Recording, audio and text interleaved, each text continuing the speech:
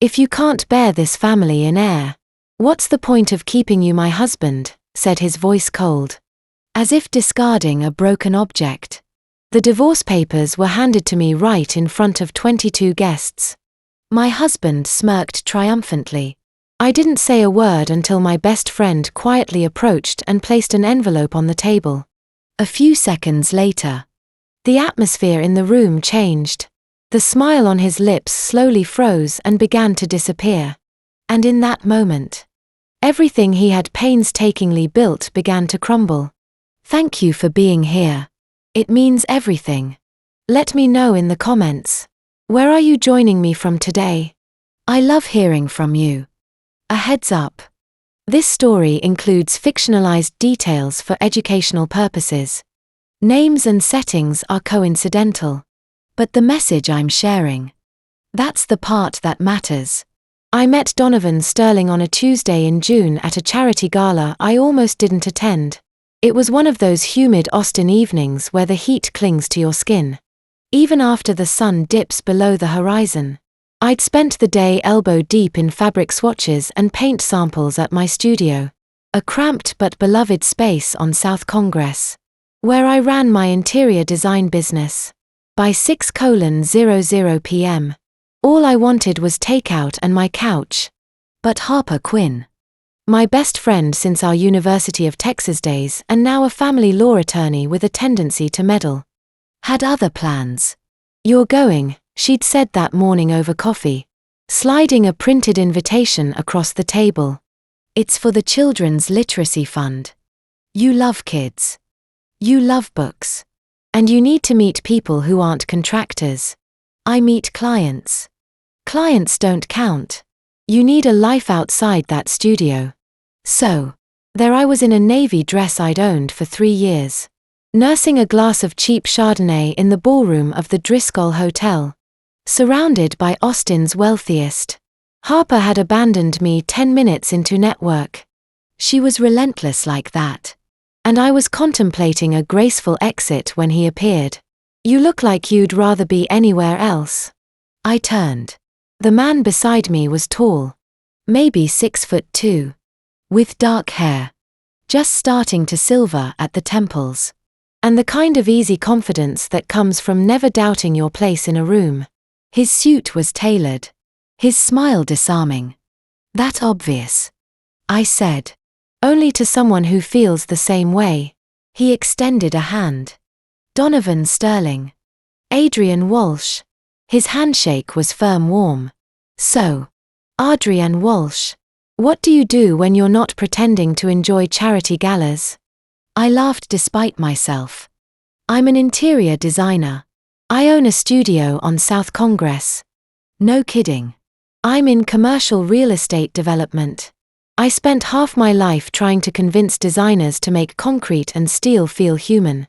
And just like that, we were talking. Not small talk.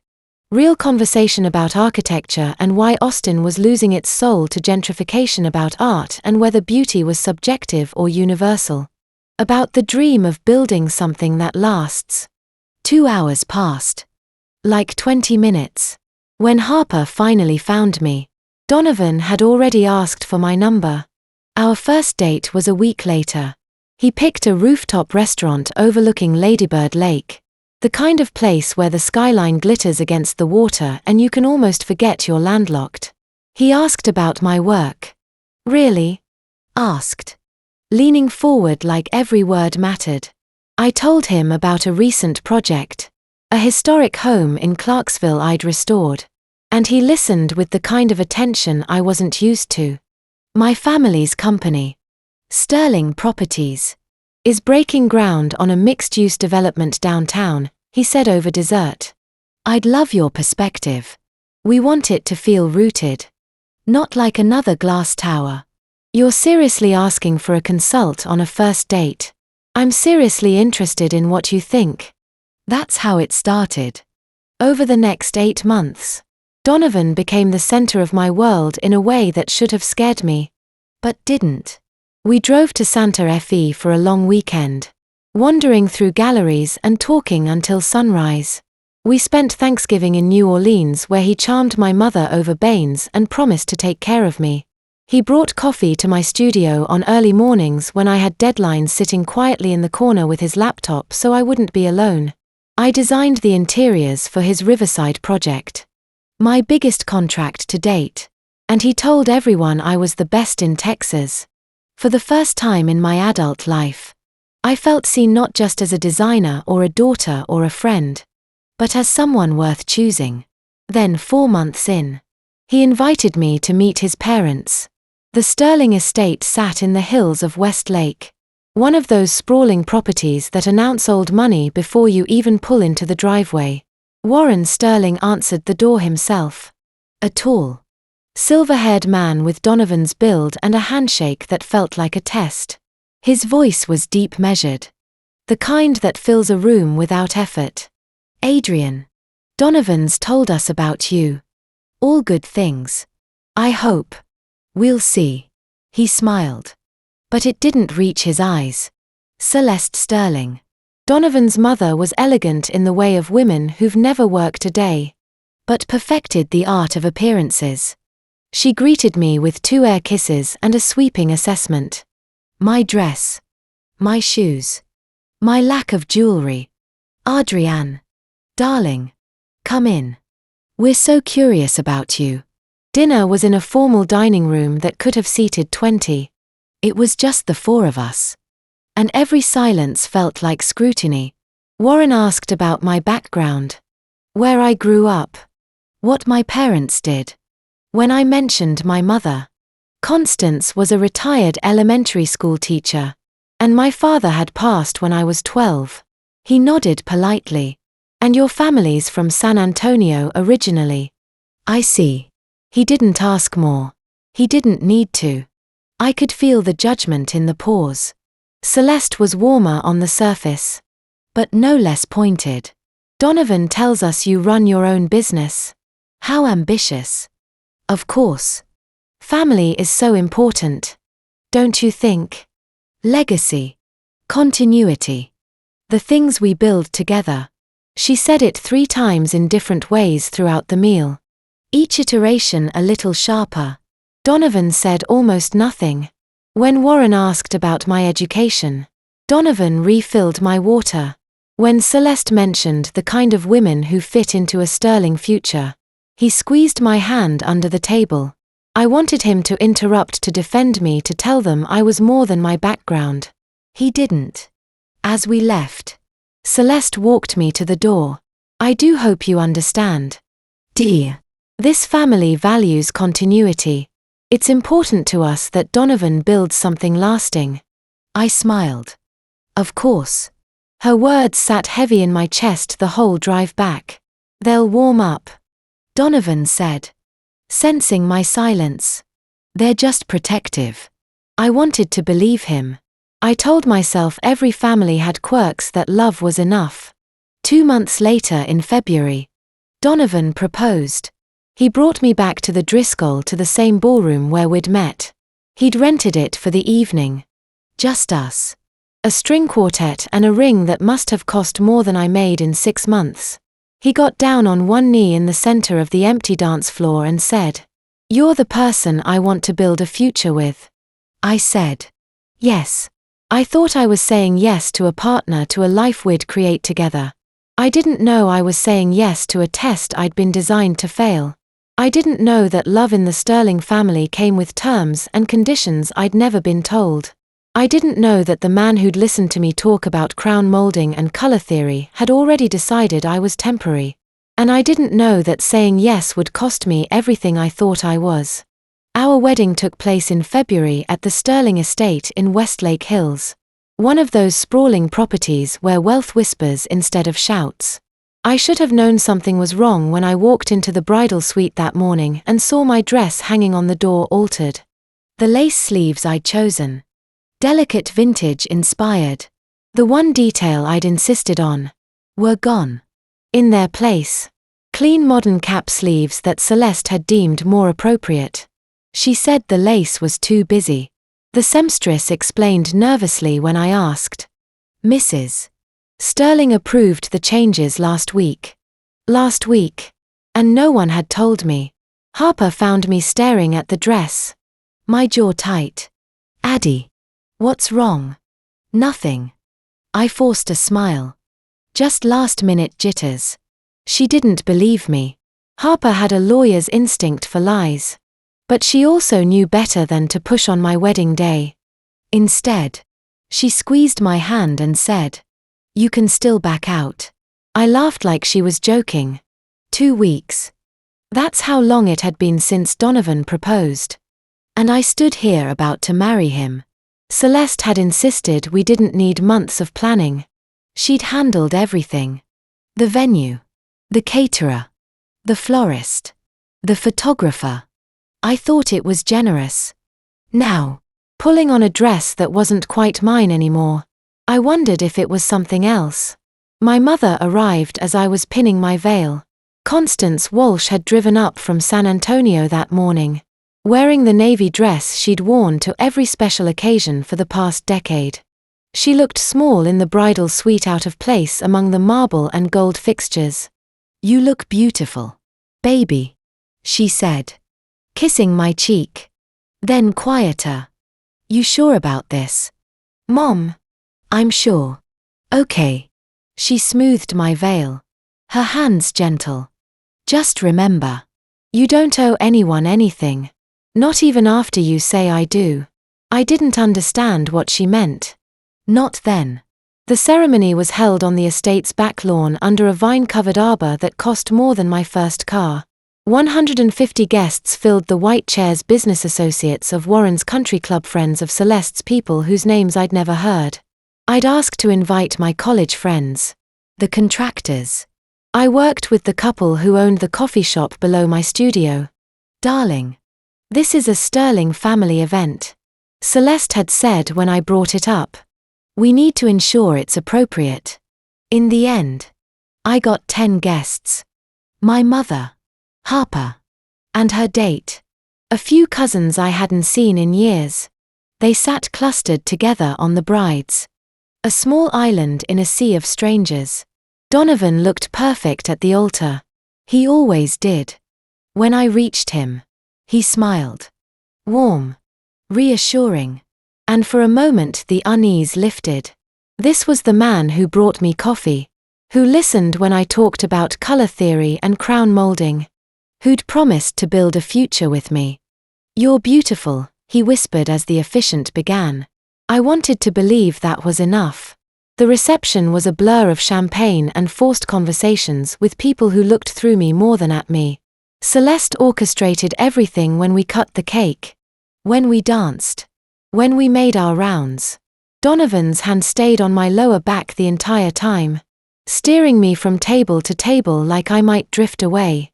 At one point, I found my mother sitting alone near the edge of the tent. She looked tired. "You okay?" "Mom." "I'm fine. Baby." She glanced around at the crowd, at the ice sculptures and the string quartet and the 5-tiered cake. "This is a lot. It's just one day." "I know." She patted my hand. "I just hope you don't lose yourself in all this." I kissed her forehead and moved on. I didn't have time to think about what she meant. Harper cornered me in the bridal suite while I was changing for the send-off. She shut the door and leaned against it. Arms crossed. "Addie. Real talk. Why does his mom make every decision?" "She doesn't. She picked your dress. She picked the menu. She told you who you could invite. She was just trying to help." "And where was Donovan?" I hesitated. "He trusts his mom. He wants everyone to be happy." Harper studied me for a long moment, the way she did when a witness gave a bad answer. "Everyone except you." "It's one day," I said again, quieter. "It doesn't matter." But it did matter. I just didn't want to admit it. We honeymooned in Napa Valley. Donovan had booked a cottage at a vineyard estate. All exposed beams and vineyard views. It should have been perfect. We spent the first 2 days tasting wine and wandering through towns with names like Uneville and Calistoga. At night, we sat on the patio and talked about the future. The house we'd buy. The projects we'd work on. the life we'd build. Then Warren called. "I need you to look over the Riverside contracts," he said. And Donovan's expression shifted.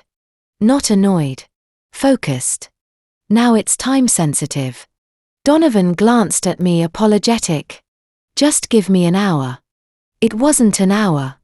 It was 2. Then 3. I sat on the patio alone, watching the sun set over the vines, listening to Donovan's voice drift through the window. Calm. Differential. Saying, "Yes, Dad," over and over. When he finally came to bed, I was pretending to sleep. It happened twice more that week. Each time, Donovan apologized. Each time, I said it was fine. By the time we flew back to Austin, I'd stopped saying anything at all. 2 months later, we had our first real fight. I'd kept my studio after the wedding. It was mine. The space I'd built from scratch, where I met clients and sketched designs and felt like myself. But rent was expensive, and Donovan had started suggesting I didn't need it anymore. "We just bought a house," he said one night over dinner. "You could design from home. Save on overhead. I like having a separate space." "Why? We're married now. Shouldn't we be building something together?" He said it gently, reasonably, like I was being stubborn for no reason. I struggled to explain. "It's mine. I need something that's mine, and I'm not enough." The question landed like a trap. If I said yes, I was selfish. If I said no, I gave up the studio. I gave up the studio. We bought the house in Clarksville a week later. A craftsman bungalow with original hardwood floors and a sunroom I could convert into an office. It cost $1.2 million. Donovan put down $800,000 from his trust. I contributed $200,000 my savings plus a loan secured against my business income. "See," Donovan said as we signed the papers. "Both our names on the deed. This is ours. We're building something together." I wanted to feel reassured. Instead, I felt like I'd traded something irreplaceable for something I wasn't sure I wanted. That night, I stood in the empty sunroom of our new house and tried to picture myself working there. Tried to imagine clients walking through our home, tracking in dirt, commenting on our furniture. Tried to convince myself that marriage meant compromise. I told myself every marriage requires adjustments. I didn't know I was adjusting myself into someone I wouldn't recognize.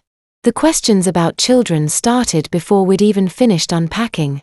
We'd been in the Clarksville house for 2 weeks when Celeste called. I was standing in the living room surrounded by boxes trying to decide where to hang a painting I'd bought in Santa Fe when my phone rang. "Adrienne. Darling.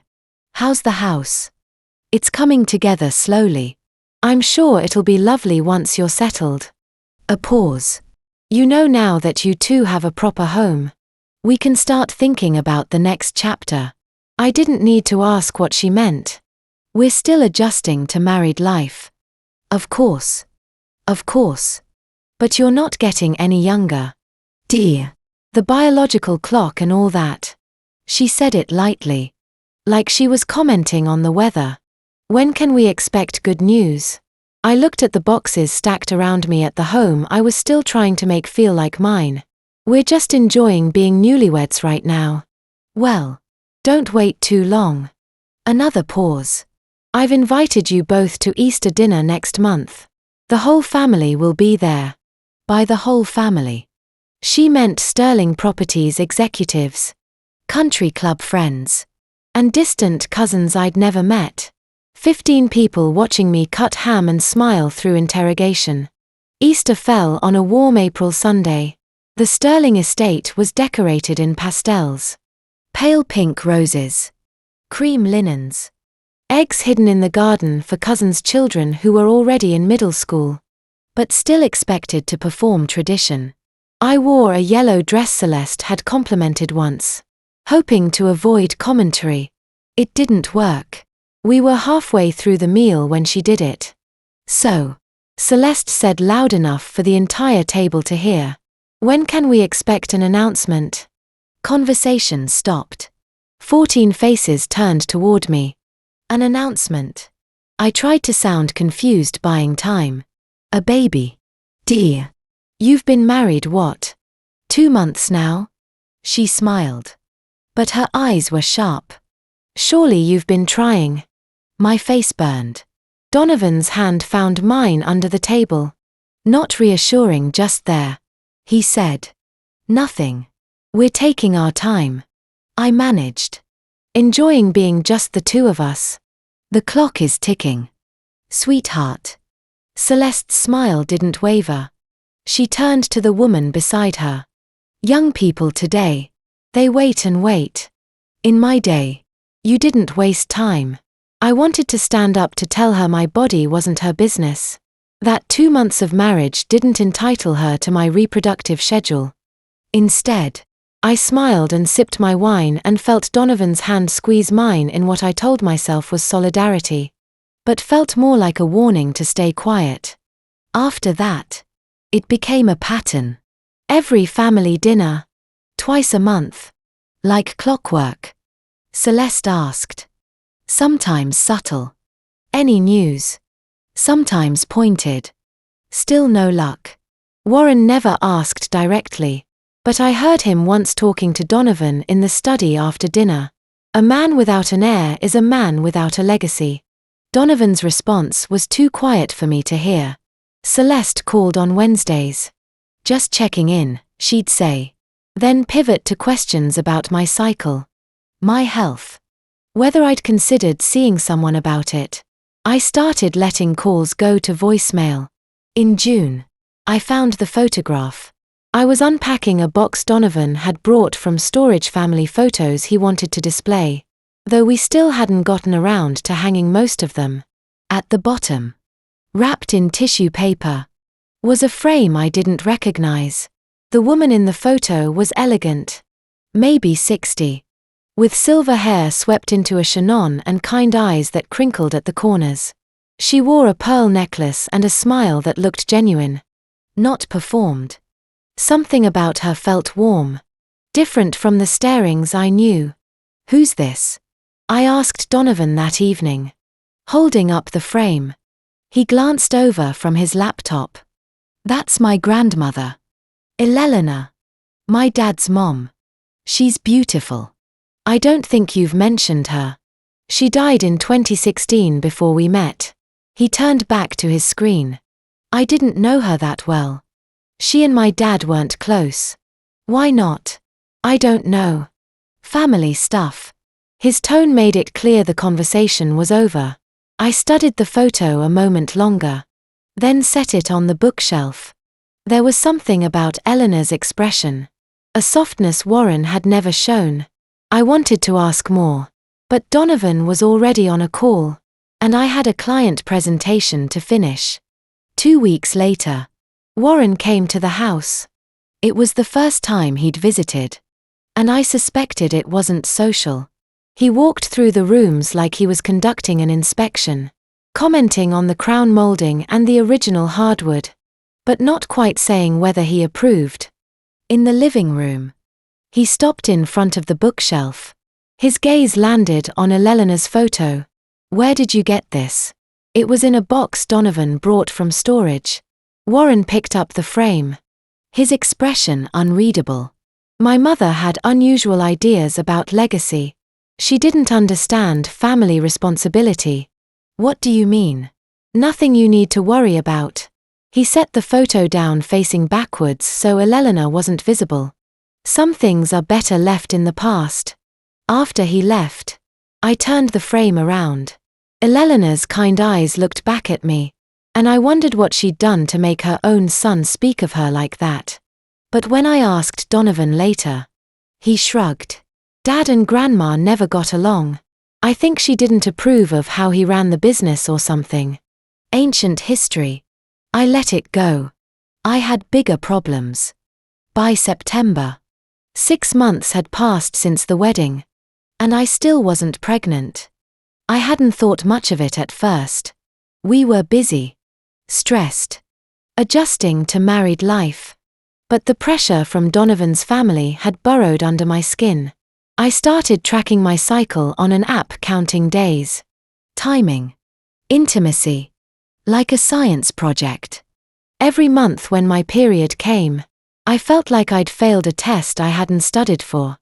Donovan was stressed, too. Though he tried to hide it. He took more calls from Warren. Stayed late at the office. Came home distracted. One night in early October, he found me in the bathroom staring at another negative pregnancy test. "Hey," he said gently. "It's okay. Is it?" I threw the test in the trash. "Your family asks me every week. Your dad talks about legacies. Your mom calls to ask if I've seen a specialist. They're just eager. They're relentless." He sat on the edge of the tub, pulling me to stand between his knees. "Maybe we should see a doctor just to make sure everything's okay. It's only been 6 months." "I know. But it might give us peace of mind and it would get my parents off our backs." I looked at him, at the man I'd married who I'd thought would shield me from this kind of pressure. He looked tired. Worried. Maybe even a little desperate. "Okay," I said. "We'll make an appointment." He kissed my forehead. "We'll figure this out together." I wanted to believe him. I wanted to believe we were a team solving a problem side by side. I made the appointment with Dr. Raymond Peterson. The OB/GYN Warren had recommended the best in Austin. Donovan said. I thought we were taking a step forward. I didn't know I was walking into a trap. Dr. Peterson's office smelled like lavender and lies. I didn't know about the lies yet. All I knew was the scent piped through a diffuser in the corner meant to be calming, and the anxious knot in my stomach as I sat in the waiting room. Donovan's hand resting on my knee. The walls were painted a soft blue-gray. The kind of color I'd specify for a spa. Framed prints of serene landscapes hung between exam room doors. Everything designed to make you feel like this was just routine. But nothing about this felt routine. "Mrs. Sterling." A nurse appeared in the doorway, clipboard in hand. "We're ready for you." Donovan squeezed my hand. "You want me to come in?" I nodded. I didn't trust my voice. Dr. Raymond Peterson was exactly what you'd expect from a physician Warren Sterling recommended. Late 50s, silver hair, expensive watch. The kind of calm authority that made you believe he knew all the answers. His office overlooked downtown Austin, glass and steel towers, glinting in the October sun. "Adrian," he said, shaking my hand. "I understand you and Donovan have been trying to conceive for about 6 months, I said. "And you've had irregular cycles." I hesitated. My periods had always been a little unpredictable. Sometimes 28 days. Sometimes 35. But I'd never thought much of it. Sometimes. Let's take a look. The ultrasound was uncomfortable. Cold gel, a wand pressed against my lower abdomen while I stared at a screen full of grey shapes I couldn't interpret. Dr. Peterson murmured to the tech, pointing at something I couldn't see. "What is it?" I asked. "I'll explain everything once we have the full picture," he said. Professional. Detached. After the ultrasound came blood work. 3 vials drawn from my arm. Labeled and whisked away to a lab. Dr. Peterson promised results within a week. That week stretched like elastic. I threw myself into work sketching floor plans and mood boards for the Gerald Tucker project. But every time my phone rang, my heart jumped. Donovan was gentle, patient. "Whatever it is, we'll handle it," he kept saying. I wanted to believe him. The follow-up appointment was on a grey Thursday morning. We sat across from Dr. Peterson's desk. Mahogany pristine. While he pulled up charts on his computer. "Adrian, your ultrasound and blood work indicate polycystic ovary syndrome. PCOS." He turned the screen toward me. I saw images of my ovaries, small dark circles clustered along the edges like a string of pearls. "It's a hormonal condition. Essentially. Your ovaries are producing too many immature follicles and your hormone levels, particularly androgens, are elevated. What does that mean? My voice sounded small. It means conceiving naturally will be more difficult. Not impossible, he added quickly, glancing at Donovan. But it may take longer. You might need medical intervention, ovulation, induction, possibly IVF down the line. Difficult, I repeated. How difficult? Every case is different. Some women with POS conceive within a year. Others need more help. He folded his hands. The good news is it's manageable. We'll start you on a prenatal vitamin regimen to prepare your body. Monitor your cycles. If you're not pregnant within another 6 months, we'll discuss next steps. Donovan's hand found mine. We'll do whatever's necessary.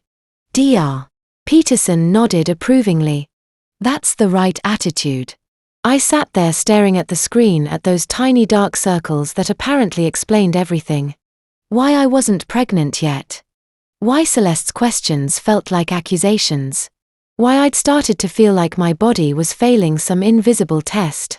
Is there anything I did wrong? I heard myself ask. PCOS isn't caused by anything you did or didn't do. Dr.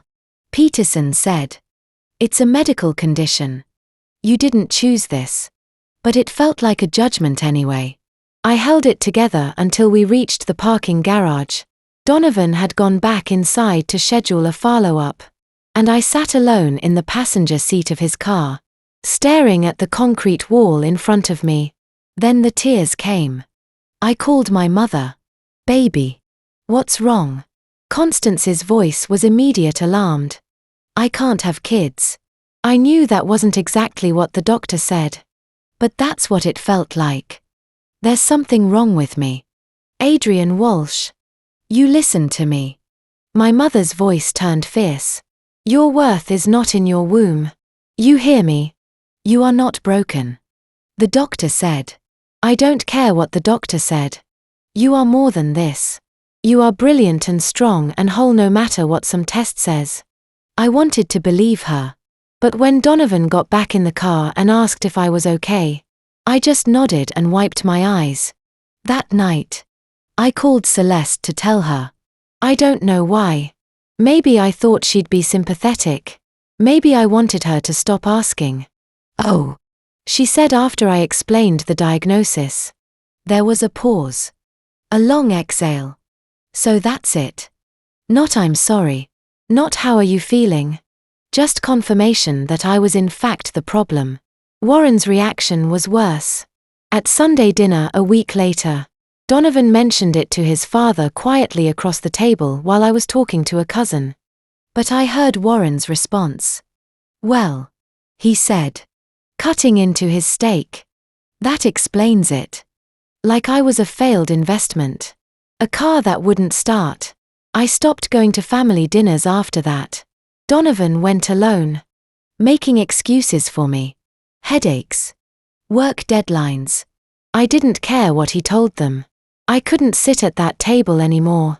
Couldn't smile through their disappointment. Instead, I buried myself in work. The Gerald Tucker project was my refuge. A luxury condo tower downtown. 20 floors of floor-to-ceiling windows and clean lines. Gerald was in his mid-60s, a business partner of Donovan's at Sterling Properties and one of the few people in that company who treated me like a professional instead of Donovan Sterling's defective wife. Our first design meeting was at the Sterling Properties conference room. Donovan sat in. Even though Gerald had hired me. Not him. When Gerald suggested incorporating more natural materials. Wood accent stone. Donovan cut him off. Gerald let me handle the creative side. You focus on the numbers. Gerald went quiet. I saw the irritation flicker across his face before he smoothed it away. He'd been in real estate for 40 years. Donovan had been in the business for 10. But Donovan was Warren's son. So Gerald swallowed whatever he wanted to say. I made a mental note to follow up with Gerald privately. His ideas were good. Better than Donovan's. Honestly. A week after the diagnosis, Donovan started bringing me vitamins. Dr. Peterson said you should start taking these, he said one morning, handing me a small bottle of pills. Prenatal vitamins. They'll help prepare your body. The bottle was unmarked except for a prescription label. Adrian Sterling. Take one daily. These are prescription. Dr. Peterson said the over-the-counter ones aren't strong enough. These are medical grade.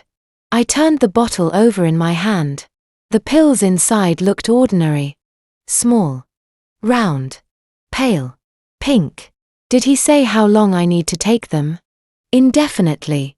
They'll help regulate your hormones. It made sense. I trusted Dr. Peterson. I trusted Donovan. Every morning, I took one pill with breakfast. Donovan watched. Smiled. Kissed my forehead. We're going to get through this, he'd say. I took those pills like pen ants. Like if I could just do this one thing. Right. Maybe my body would stop failing me. I didn't know they were my prison. The next 2 years were a slow drowning. It didn't happen all at once.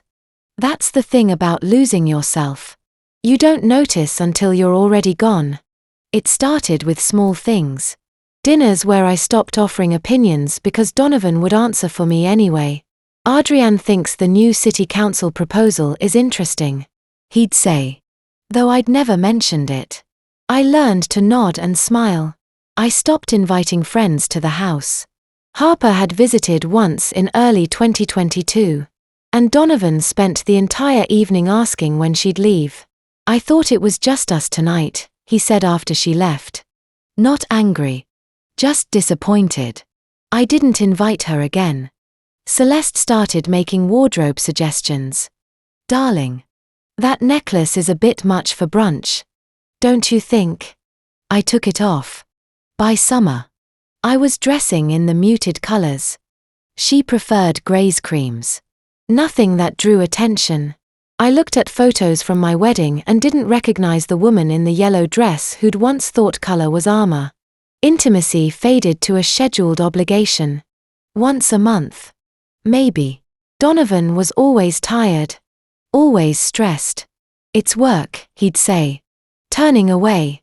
I told myself it was normal that marriage settled into routine. I didn't let myself think about how rarely he looked at me anymore. At family dinners. Still twice a month, still suffocating. I became invisible. Celeste asked after my health the way you'd ask about a car that wouldn't start. Any progress? Dear. Progress. Like my body was a project with deliverables. I shook my head and the conversation moved on. One summer evening in 2022, Celeste mentioned a name I didn't recognize. Do you know Sienna Blake? She asked. Cutting into her salmon. Such a lovely girl. I hear she's doing very well in Seattle. Tech consulting. I think. I don't think so. I said. Oh. She and Donovan were quite close once. Before you. Of course. Celeste smiled. Ancient history. Donovan's jaw tightened. But he said nothing. I didn't ask. I didn't have the energy to care about his past when I was barely surviving his present. Harper finally confronted me that July. We met for coffee, a rare outing I'd had to negotiate with Donovan like I was asking for parole. She sat across from me at our usual cafe on South Congress and studied my face. When's the last time you said no to them? To who? The Starings. Donovan. Any of them. I stirred my coffee trying to remember. I don't know why. Because you used to have opinions. You used to argue with me about paint colors and tell clients when their ideas were terrible. Now you just agree with everything. That's not true. When's the last time you wore that turquoise bracelet I gave you? The one you used to wear every day? I looked down at my bare wrist. I couldn't remember putting the bracelet away. But it had been months since I'd seen it. Maybe longer. Addie. Harper's voice softened. You're disappearing. I wanted to argue, to defend my marriage, to insist everything was fine. But I couldn't, because sitting there trying to remember the last time I'd felt like myself, I came up empty. I didn't know it then. But years before we met, Donovan had made a choice that would define everything. It was summer 2018. He was 30.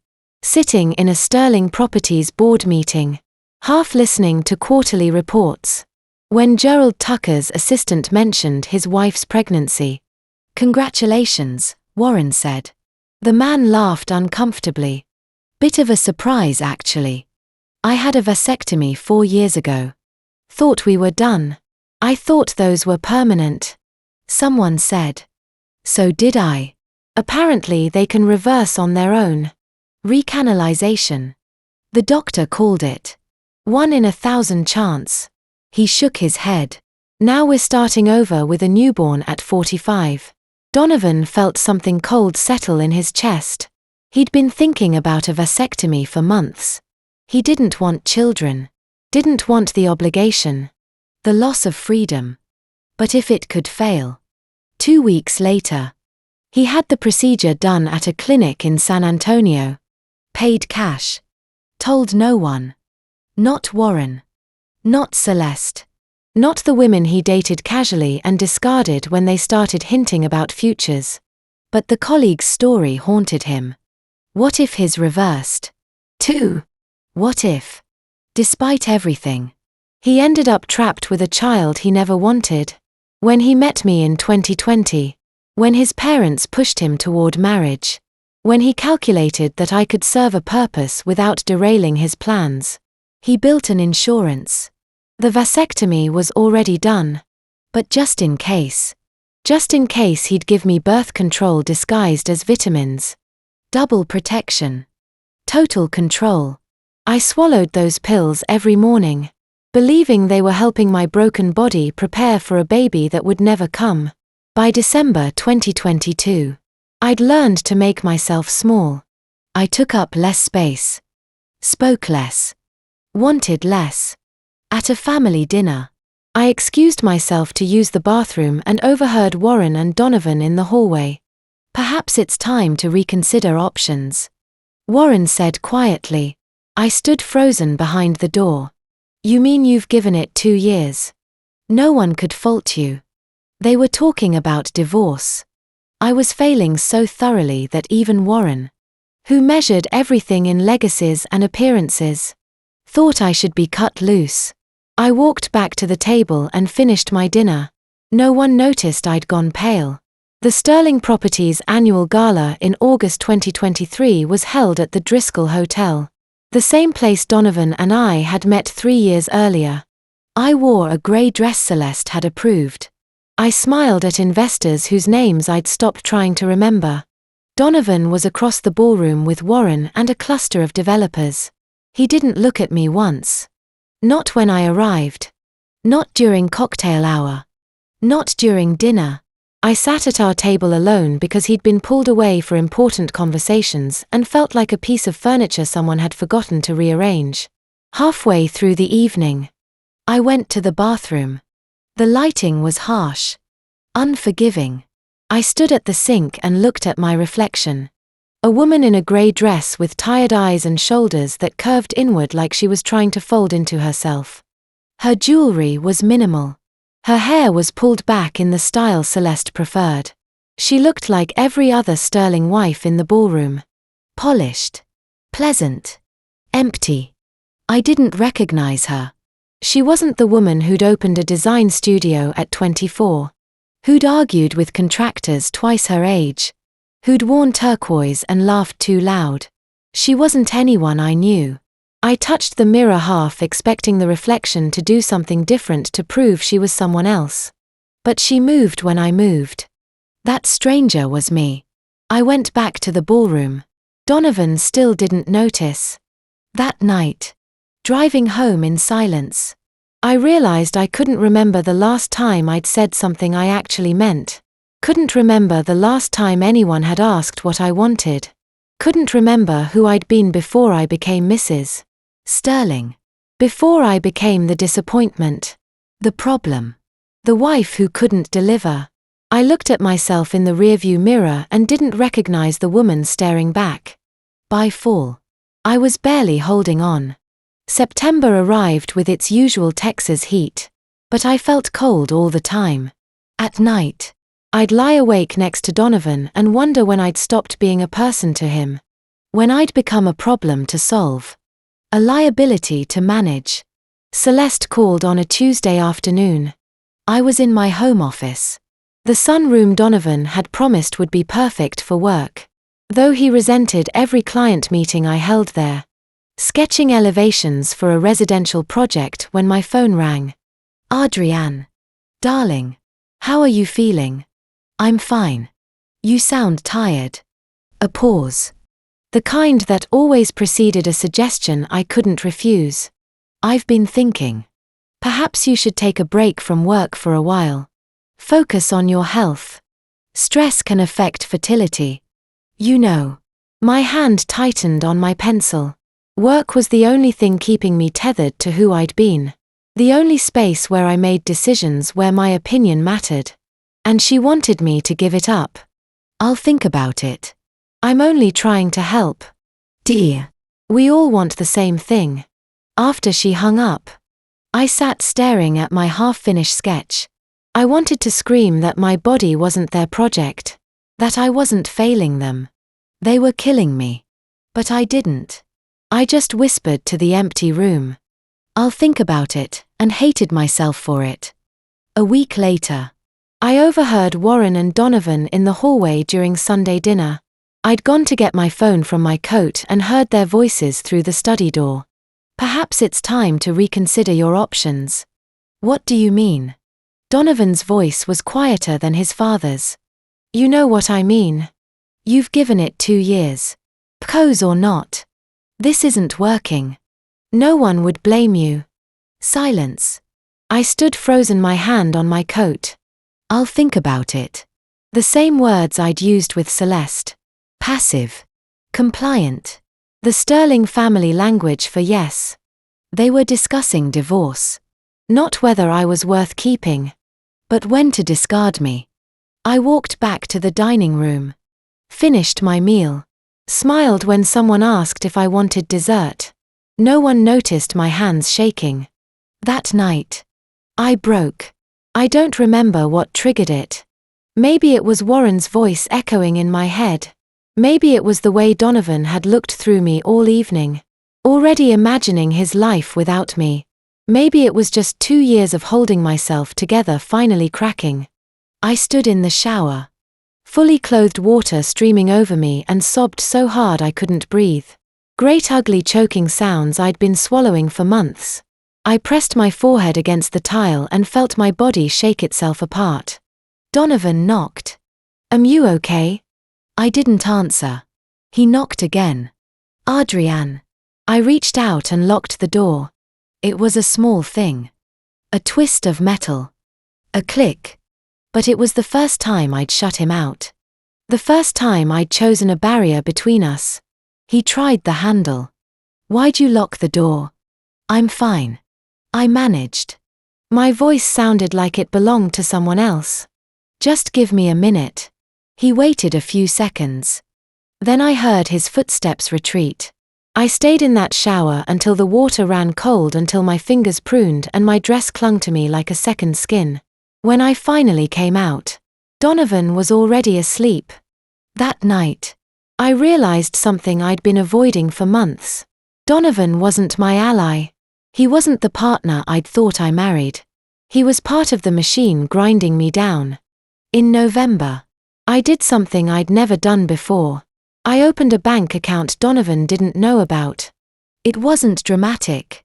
I walked into a Wells Fargo branch downtown, told them I wanted a personal checking account, and signed the papers.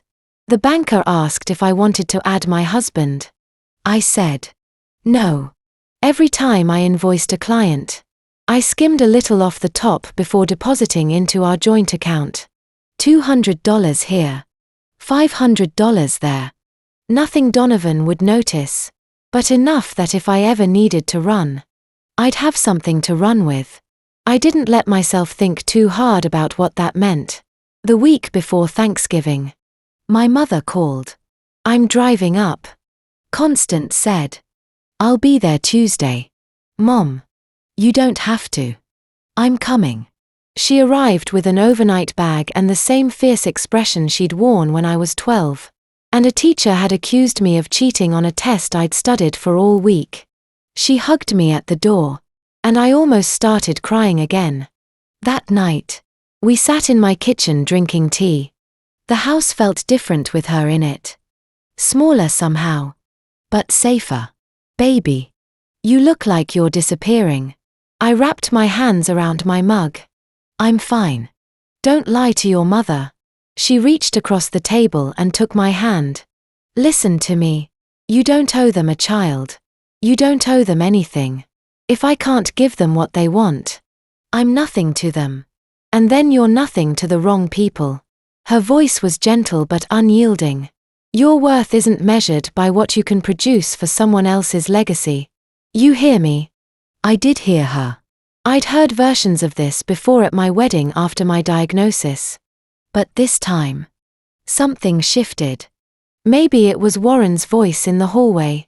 Maybe it was the locked bathroom door. Maybe it was the secret bank account burning a hole in my conscience. "I can't go to their Thanksgiving dinner." I heard myself say. "Good. Then don't.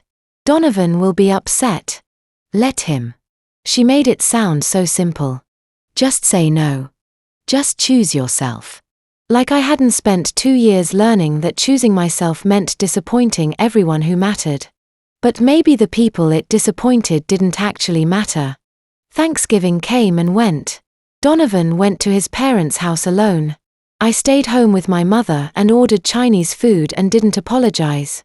For the first time in 2 years, I felt like I could breathe. I didn't know that within 2 weeks everything I thought I knew would shatter. I didn't know I'd find the old phone. The messages. The truth buried in pixels and lies. I didn't know I was 2 weeks away from discovering exactly what I'd married into. All I knew was that I'd locked a door, opened a bank account, said no to a Thanksgiving dinner. Small rebellions. Tiny shifts. I'd been performing for people who would never applaud. I was done with the show. I found the first thread by accident. Donovan had flown to Denver for a 3-day business trip. Something about a potential acquisition. Though he'd stopped explaining his work to me months ago. The house felt different without him in it. Lighter. I could breathe without measuring each breath. I was in his home office looking for an old client contract when I noticed the drawer. The bottom one left side of his desk. Locked. I'd seen him open it before with a small brass key. The kind that comes with cheap furniture.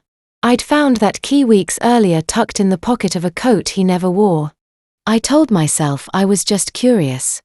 That I had every right to look through drawers in my own house. But my hands shook as I turned the key. Inside tax documents from 2019. A folder of old business cards and underneath everything wrapped in a soft cloth like something precious and old phone. It was an iPhone 11. Donovan's previous model before he upgraded last year. The screen was dark. Dead battery. Probably. I almost put it back. But something made me carry it to my office. Plug it into an old charger. And wait. The Apple logo appeared. Then the lock screen. Then nothing. No passcode request. The phone opened straight to the home screen. Frozen on a conversation from months ago. Text messages between Donovan and someone saved as Sienna B. My stomach dropped before I even read the words. April 2023. 8 months ago. Donovan. I miss you. This was a mistake. Sienna. Then why did you marry her? Donovan. Because my father insisted it won't be forever. Sienna. You said that 2 years ago before you even met her. Donovan. I know. I'm sorry. I'm working on it. Sienna. Working on what? A divorce. Or are you going to keep playing house until your dad decides you've fulfilled your obligation? Donovan. Give me time. Please. The world tilted. I scrolled up. More messages. Scattered over months. Sometimes weeks apart. Donovan reaching out. Sienna skeptical. But not shutting the door. A slow negotiation I hadn't known I was part of. I took photos of everything. My hands were steadier than my breathing. Then I called Harper. Harper. I need you to come over now. What's wrong? I found something. Please. She was there in 25 minutes. I handed her the phone without speaking. Watched her face as she read. Her expression shifted from confusion to recognition to something cold and sharp. The lawyer she became in courtrooms. Not the friend who drank wine with me on bad days. Okay. She said finally. Setting the phone down like it might explode. Okay. Listen to me carefully. You do not confront him with this. Not yet. Harper Addy. Listen. We need to be strategic. Men like Donovan. Families like the Sterlings. They don't lose because you catch them in a lie. They lose because you have so much evidence they can't spin it. She gripped my shoulders. Do you trust me? Yes. Then we gather everything. Financial records. Medical records. Every text. Every email. Every witness who knows what they've done to you. And then only then do we act. I nodded numb. Harper sat across from me. Her face softening slightly. My mother went through something similar. Not exactly the same. But close enough. Her family disowned her when she divorced my dad. Said she was an embarrassment. She had nothing. No money. No support. I watched her struggle for years. She paused. Trevor Sterling's mother went through worse. Trevor. Donovan's cousin. Warren's nephew. Harper leaned forward. Trevor and I dated briefly in law school. It didn't work out. But we stayed friendly. That's how I know about his mother.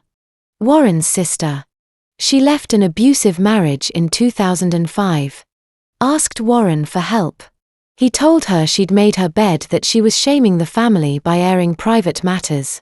Then he cut her off completely. No financial support. No contact. The whole Sterling clan followed his lead. What happened to her? She raised Trevor alone.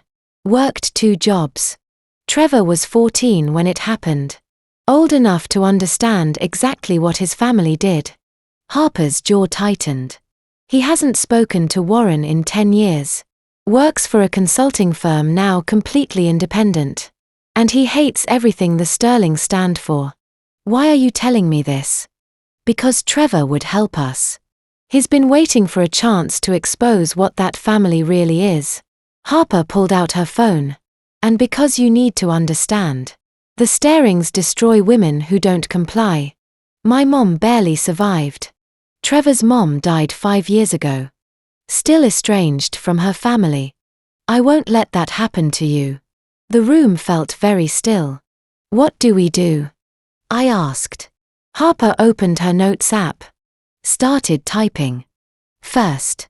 Financial records. Joint accounts. Credit cards. Anything that shows where money's going. Second. Medical records. Your diagnosis. The pills. Donovan's been giving you everything from Dr.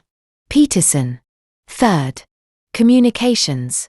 We need to know if there are more texts. More evidence of planning. Fourth. How do we get all that carefully? Some we can access legally because you're his wife. Some she met my eyes. Some we'll need help with. I have a private investigator I trust. And Trevor has connections in places we don't. I don't want to drag people into this. You're not dragging anyone. You're accepting help. Harper reached across the table. Took my hand. Addie. You've been alone in this for 2 years. You don't have to be anymore. Something broke open in my chest. Relief. Maybe. Or terror. Or both. Okay. I whispered.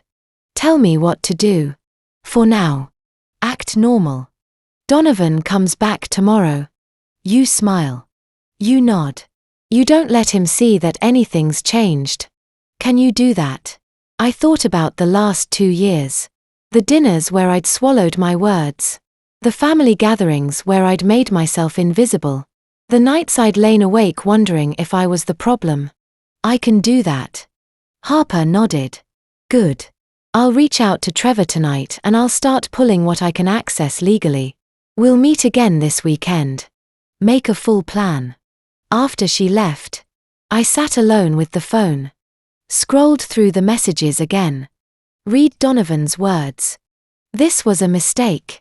It won't be forever. And felt something harden in my chest. I'd thought I was losing my mind. Thought I was broken. Failing. Not enough. But I wasn't the problem. I was the target. I plugged Donovan's phone back in. Made sure it was charging. And placed it exactly where I'd found it. Wrapped in its cloth. Then I locked the drawer and put the key back in the coat pocket. 2 could play its secrets. I didn't know how deep the lies went. Didn't know about the recording I'd find next or the pills or the web of manipulation that spanned years before I'd even met him. But I knew enough. I knew I wasn't crazy. And I knew I wasn't done. For 2 weeks. I became a detective in my own life. Harper had given me a checklist the night I found Donovan's phone written in her precise lawyer's handwriting. Financials. Communications. Medical records. Witnesses. I worked through it methodically, moving through our house like a ghost. I opened drawers. Donovan thought I'd never touch photographed documents. He assumed I'd never question copied files from his laptop while he slept in the next room. He was traveling constantly Denver for 3 days. Then Dallas. Then Houston. And I used every minute he was gone. The house had never felt emptier or more like a crime scene I was documenting. The bank statements came first. Our joint account. The one Donovan had insisted we use for transparency after we got married. Showed 15 transfers over the past year to a company called SB Consulting. The amounts varied $5,000 here, $10,000 there. But they added up to $75,000 funneled to a Seattle-based LLC that didn't appear in any legitimate business directory. Harper ran the name through her legal databases and found the business registration within an hour. Owner Sienna Blake, registered address a high-rise in downtown Seattle. Date of incorporation. March 2023. Just 1 month after Donovan and I had our first real fight about my design studio. I sat at our kitchen table staring at the printouts until the numbers blurred into abstract shapes. He'd been paying her with our money. My money. $75,000 extracted from our shared account quietly. Methodically, while he told me we needed to be careful with spending because the real estate market was uncertain. I'd believed him. I'd cut back on supplies for my studio. I'd turned down lunch invitations from friends because I thought we were saving. And the whole time he was building a life with someone else. Funding it with money I'd helped earn. The medical record came next and it changed everything. Harper had requested it from men's health specialists in San Antonio. A clinic I'd never heard of 2 hours south of Austin. The consent form arrived in a manila envelope. And I opened it at Harper's kitchen table while she made coffee. Patient name. Donovan James Sterling. Date of birth. March 14 th. 1985. Date of procedure. July 15 th. 2018. Age at procedure. 30 years. Procedure. Bilateral vasectomy. Surgical liation method. I read the words twice before they made sense. Harper leaned over my shoulder and I heard her breath catch. Surgical liation. She said quietly. Tapping the line with one finger. That's the old method. They literally tie off the vas deferens with sutures instead of cauterizing the tissue. It's cheaper and faster. But it has a significantly higher failure rate than modern techniques. I looked up at her. What does that mean? She pulled the second page from the envelope. A post-operative instruction sheet with a section labeled follow-up appointments recommended in bold print. 3 months post-op. 6 months. 1 year. Below that, a handwritten note in blue ink: patient declined follow-up semen analysis. Harper's expression hardened. He didn't go back. Standard protocol after a vasectomy is to test the semen at 3 months and 6 months to confirm 0 sperm count. If he skipped those appointments, he'd have no way of knowing whether the procedure actually worked. I felt something cold and heavy settle in my chest.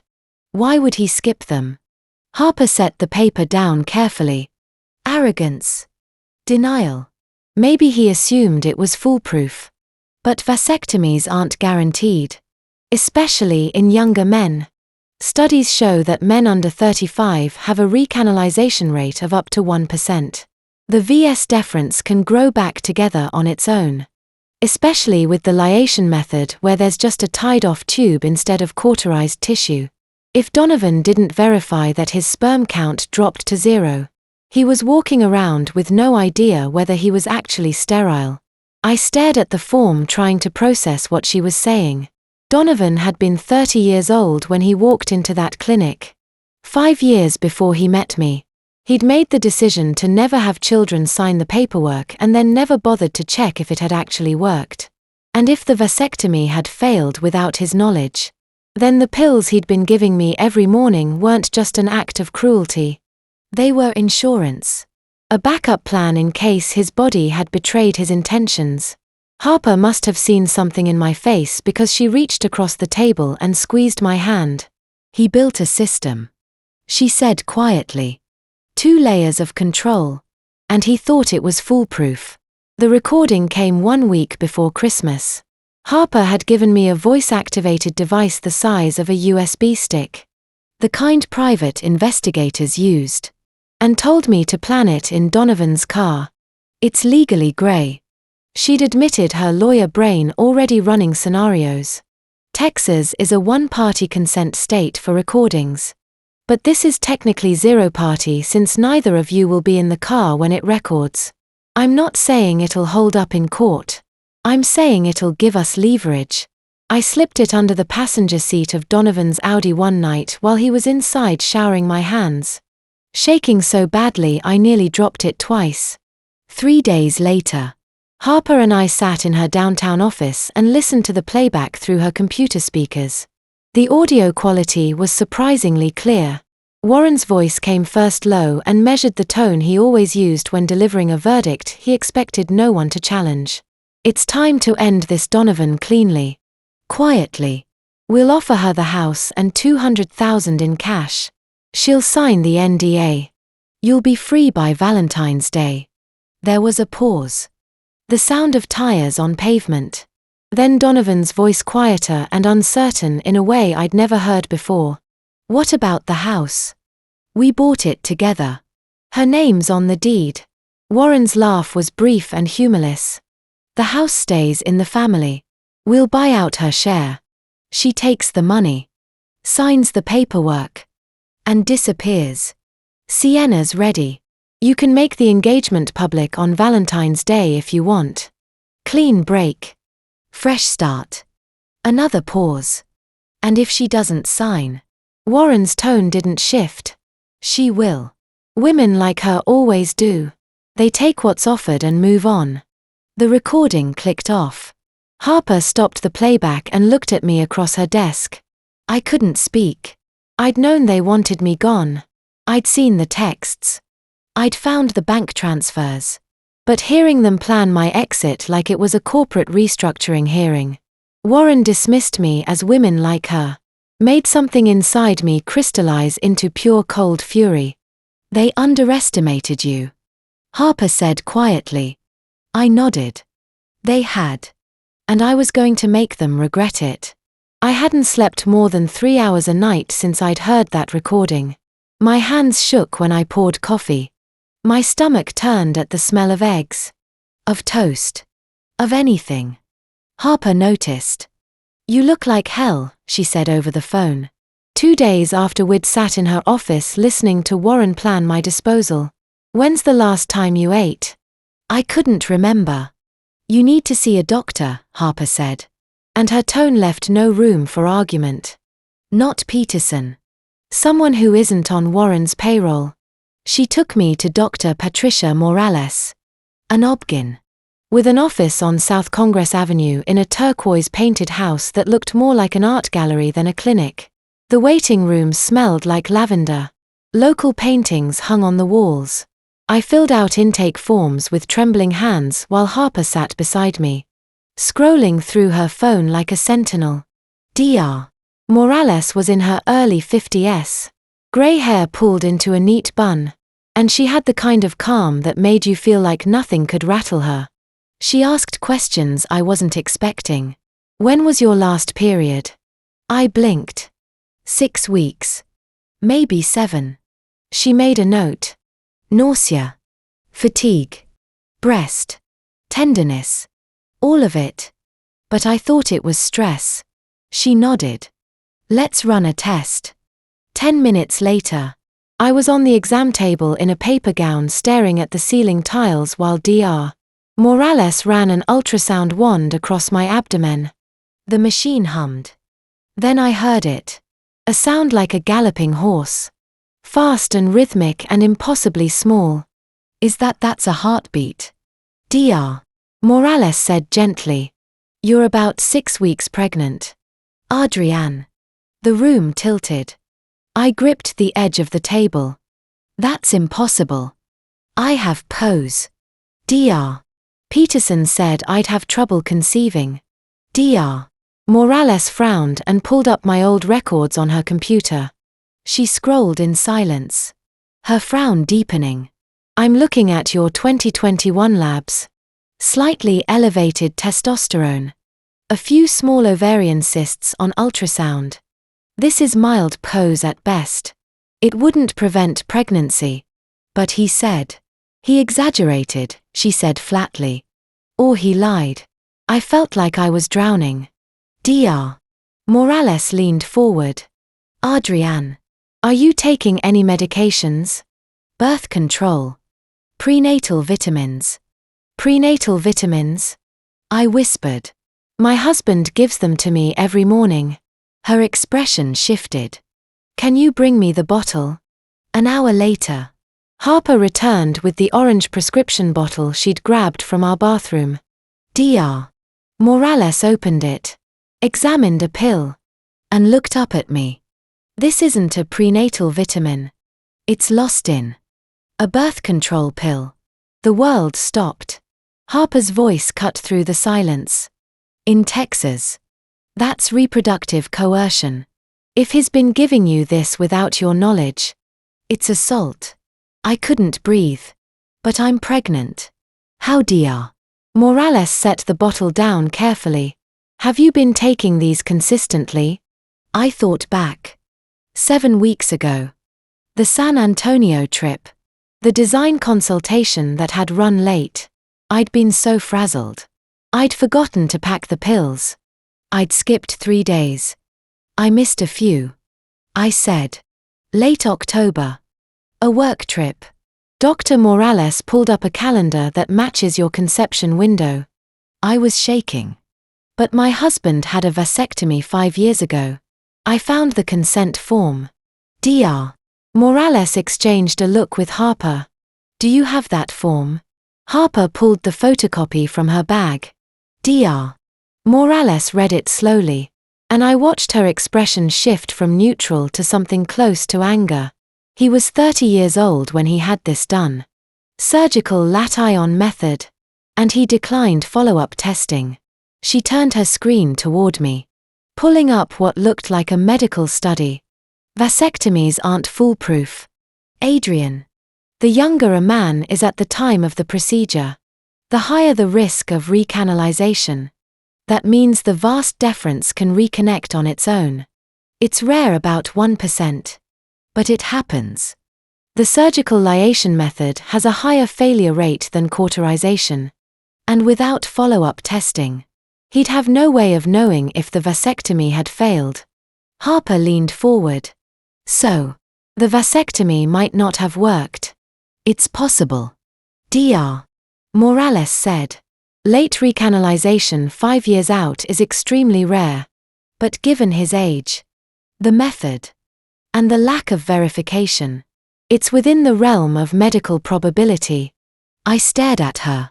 So he had a vasectomy that might have failed, and he gave me birth control pills disguised as vitamins.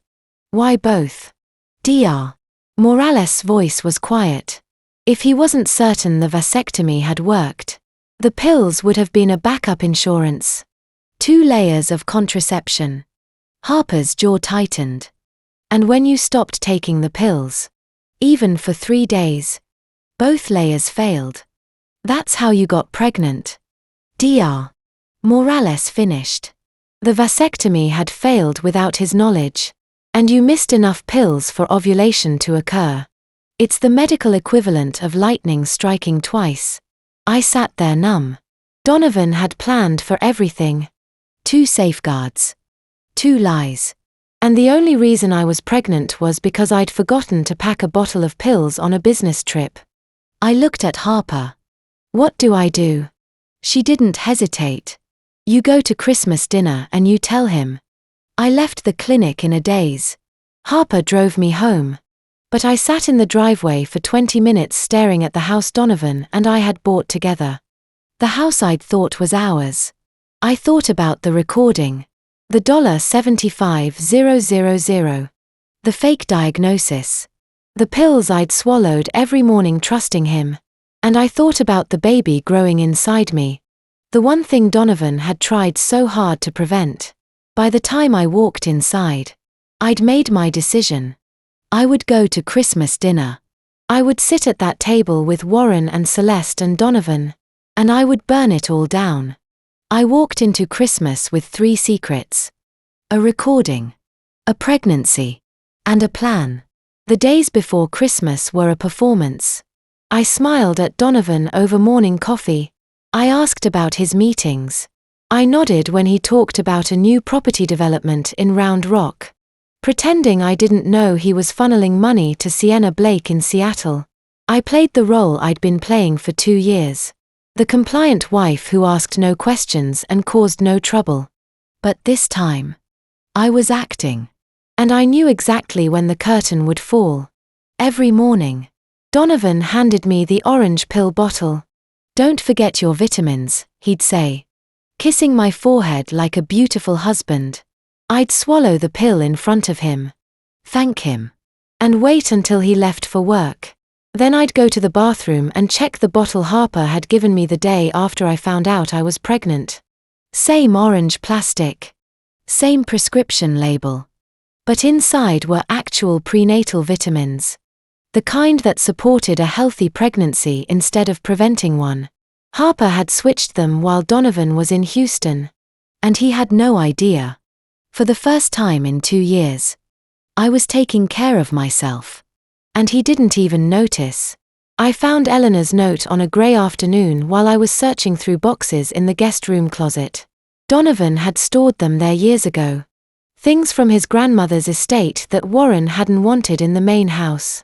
Most of it was unremarkable old books and faded photographs. But tucked inside a leather-bound journal was a handwritten card on cream stationery. The handwriting was elegant. Slanted. Unmistakably feminine. It was addressed to no one, dated October 2016. Just months before Eleanor died. I read it twice. My hands trembling. For whoever carries our family name forward with honor. Legacy isn't blood. It's dignity. What we build matters less than how we treat the people we build it with. Remember that when the men in this family forget. Eleanor Sterling. I stared at the words until they blurred. Eleanor had known. She'd known what her son Warren was. What her family had become. And she'd left this note like a message in a bottle. Hoping someone would find it. I folded it carefully and slipped it into my wallet. It felt like armor. 3 days before Christmas. Celeste called. Her voice was bright. Too bright. The way it always was when she was delivering bad news disguised as an invitation. Adrienne. Darling. I wanted to let you know we've invited a guest to Christmas dinner. Sienna Blake. She's an old friend of Donovan's and we thought it would be lovely to have her join us. I gripped the phone so hard my knuckles turned white. Sienna Blake. I repeated, my voice flat. Yes. Such a charming woman. Donovan speaks so highly of her. I closed my eyes. Of course they'd invited her. Of course they wanted me to sit at the same table as the woman my husband had been funding for a year. The woman he was planning to marry as soon as I signed the divorce papers they thought I didn't know about.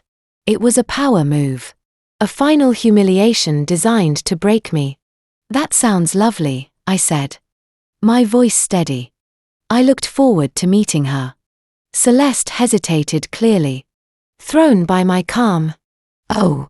Well. Good. We'll see you at 6. I hung up and immediately called Harper. Harper spent the next 2 days preparing. She drafted a counter-divorce proposal. Brutal and precise. Built on the evidence we'd gathered. The recording. The bank statements. The pills. The fake PCOS diagnosis.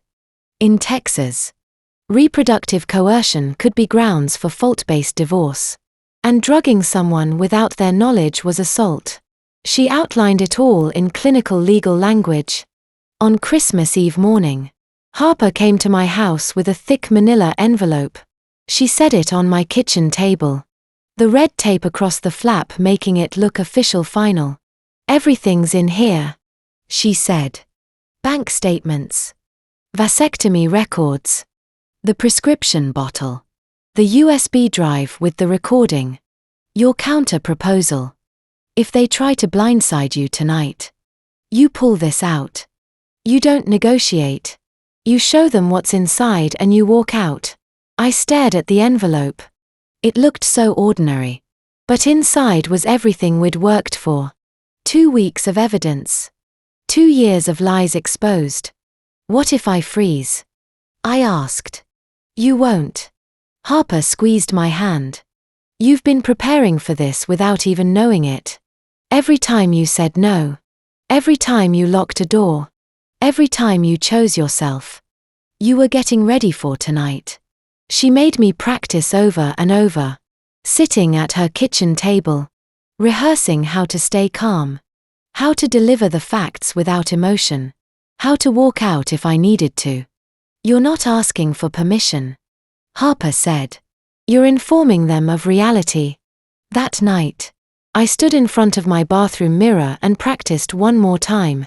I looked at the woman staring back at me.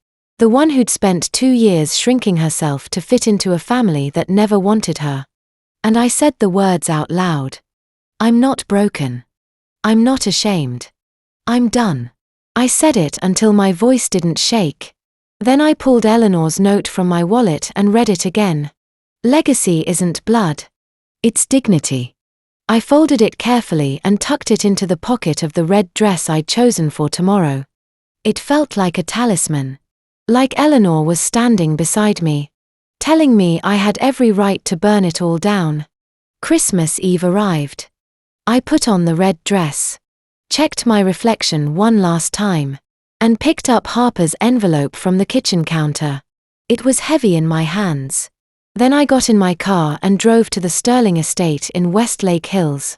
The house where I'd first met Warren and Celeste. The house where I'd swallowed my pride 100 times. Tonight I would either break or be free. I was betting on freedom. Before I reveal what happened at that Christmas dinner, I need to know you're still with me. Drop a 1 in the comments if you want to see how this unfolds. Your engagement keeps me going. And a quick reminder. The story ahead includes some fictionalized details for dramatic effect. If you'd rather not continue, feel free to pause here. But if you stay, you're about to witness the confrontation that changed everything. The Sterling estate glittered like a lie wrapped in fairy lights. I pulled up the circular driveway just after 6. My headlights sweeping across the limestone facade. The towering live oaks draped in white string lights. The front door breathed in magnolia and red velvet ribbon. The house looked like something out of a Christmas catalogue. pristine and perfect. And I felt the old reflex kick in the urge to smooth my dress. Check my reflection. Make myself smaller. Then I touched the folded note in my pocket. Eleanor's words against my fingertips. And the reflex died. I wasn't here to shrink. I was here to detonate.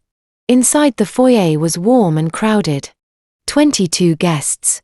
Harper had told me. Executives from Sterling Properties. Business partners. A few high society Austin families. Warren and Celeste. Collected like trophies. I recognized Gerald Tucker near the bar. The man whose apartment project I'd designed. While Donovan undermined me in meetings. He nodded at me. Polite and distant. And I nodded back. A server in black and white offered me champagne. I took it. But didn't drink. I needed to be sharp tonight.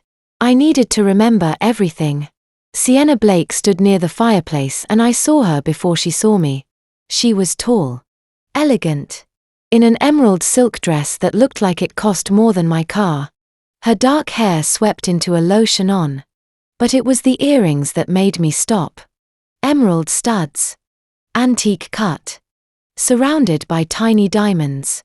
I'd seen them in a photograph once in a frame on Celeste's vanity. They'd belonged to Eleanor Sterling. Celeste had given them to Sienna. The message was clear. This is who we chose. This is who belongs. I felt something cold and sharp settle in my chest. But I kept my face neutral. Sienna turned. Saw me. And smiled. It was a polite smile. Slightly uncertain. The smile of someone who'd been told a story and wasn't sure if it was true. You must be Adrienne, she said. Extending her hand. Her voice was warm. Professional. The voice of someone used to navigating boardrooms. Sienna Blake. It's nice to finally meet you. I shook her hand. Her grip was firm. She had no idea what she was walking into. Nice to meet you. Too, I said. And I meant it. Sienna wasn't the enemy. She was a pawn. Just like I'd been. The door opened behind me. And I heard Celeste's voice rise in surprise. Trevor. What a lovely surprise.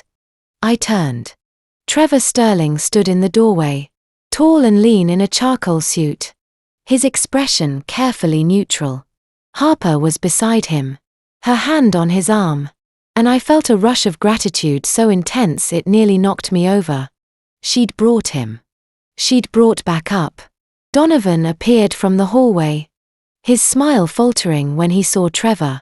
Cousin. He said the word stiff. Didn't know you were coming. Trevor's smile didn't reach his eyes. Harper invited me. I hope that's not a problem. Warren's voice cut through the room. Low and cold. Of course not. Family is always welcome. But his eyes said otherwise. Trevor was a reminder of the sister Warren had destroyed the nephew he'd abandoned. His presence was a crack in Warren's perfect facade. And I could see the older man's jaw tighten. Dinner was announced and we moved into the formal dining room. The table was absurd. Stretched to seat 28. Covered in white linen and gold-rimmed china and enough candles to stage a scene. I was seated between Donovan and Celeste. Boxed in exactly as they'd planned. Harper and Trevor were across the table far enough that I couldn't speak to them easily. But close enough that I could see their faces. Sienna sat near Warren in the seat that should have been mine if I'd ever actually been part of this family. The first course arrived oysters on ice champagne mignonette. And the room filled with the low murmur of polite conversation.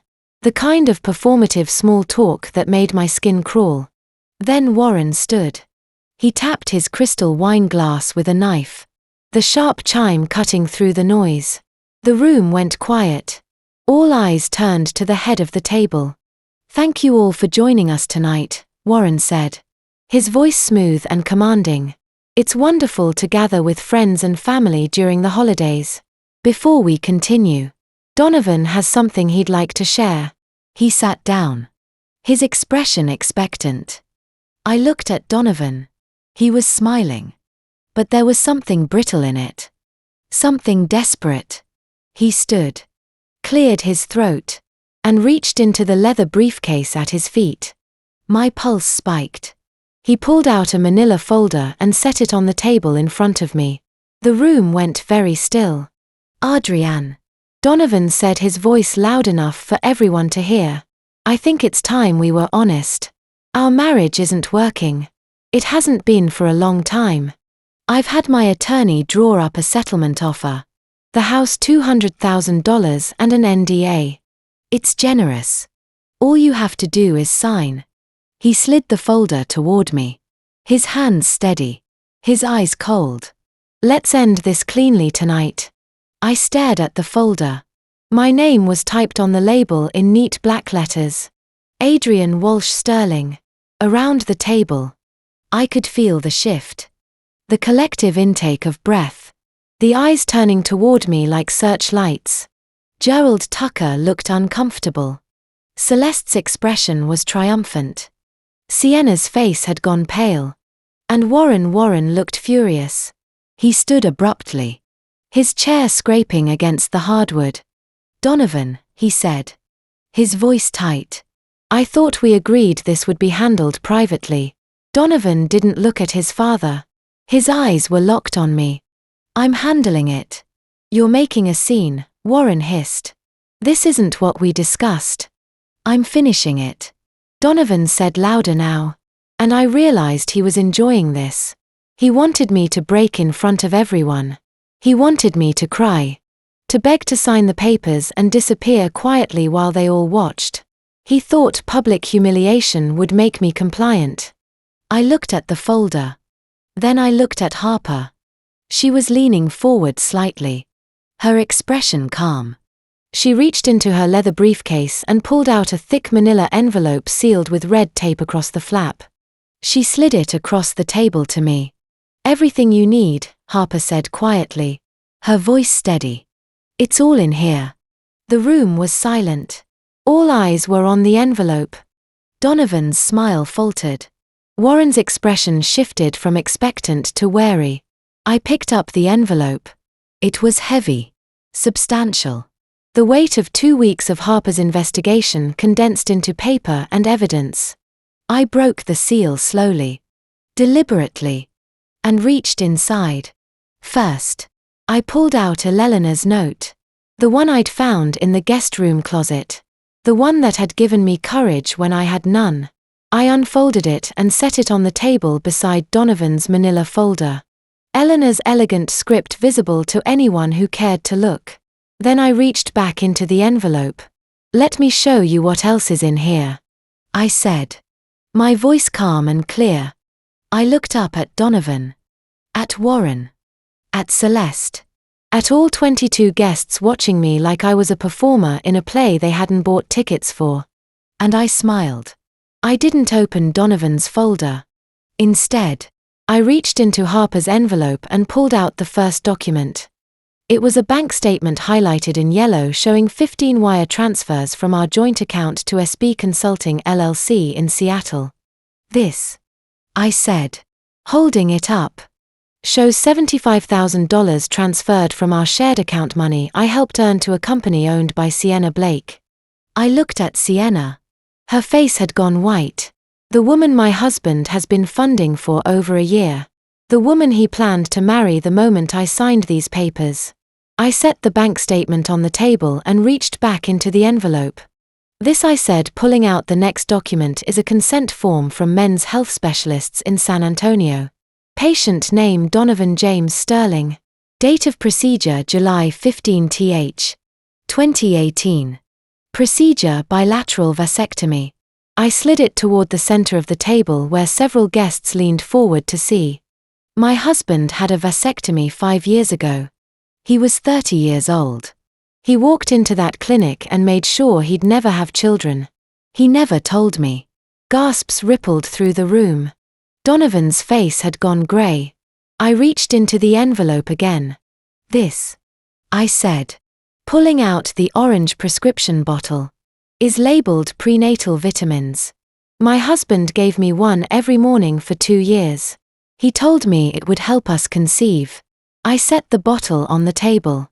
The plastic gleaming under the chandelier light. It's not a prenatal vitamin. It's lost in birth control pills. He was drugging me every single day without my knowledge. Without my consent. The room erupted in whispers. I let them talk. Then I reached into the envelope one more time and pulled out a small USB drive. And this, I said, holding it up, is a recording. A conversation between my husband and his father, recorded in Donovan's car 2 weeks ago, planning exactly how they'd dispose of me. I looked at Harper. She reached into her bag and set a small Bluetooth speaker on the table. I handed her the USB drive. She inserted it, pressed play, and Warren and Donovan's voices filled the dining room clear and unmistakable. It's time to end this. Donovan. Cleanly. Quietly. We'll offer her the house and 200,000. She'll sign the NDA. You'll be free by Valentine's Day. What about the house? We bought it together. Her name's on the deed. The house stays in the family. We'll buy out her share. She takes the money, signs the paperwork, and disappears. Sienna's ready. You can make the engagement public on Valentine's Day if you want. Clean break. Fresh start. And if she doesn't sign, she will. Women like her always do. The playback ended. The silence that followed was absolute. 22 guests stared at the speaker, at me, at Donovan, trying to process what they'd just heard. Gerald Tucker's face had gone white. Celeste's mouth opened and closed like a fish. Warren's expression was stone. But I saw the fury beneath it. Donovan looked like he wanted to crawl under the table. I stood. My chair scraped against the floor loud in the quiet. My name is Adrian Walsh, I said. My voice calm and clear. And for the past 2 years, I've been the victim of reproductive coercion, fraud, and assault. I reached into my bag and pulled out a stack of documents Harper had prepared. I set them on the table one by one. Like cards in a poker game I'd already won. This is Donovan's vasectomy consent form. July 15, 2018. He was 30 years old. He walked into a clinic in San Antonio and made sure he'd never have children. I slid it toward the center of the table. A few guests leaned forward to see. He never told me. Instead, he spent 2 years pretending we were trying to conceive. He took me to a doctor who gave me a fake PCOS diagnosis to make me think my body was broken. I pulled out the next document. This is a prescription bottle labeled prenatal vitamins. My husband gave me one every morning. Told me it would help us get pregnant. I set the bottle on the table. The orange plastic gleamed under the chandelier light. It's not a prenatal vitamin. It's low in birth control pills. He was drugging me every single day without my knowledge. Without my consent. Sienna Blake made a small choked sound. I looked at her and I saw the exact moment the truth hit. Her face drained of color.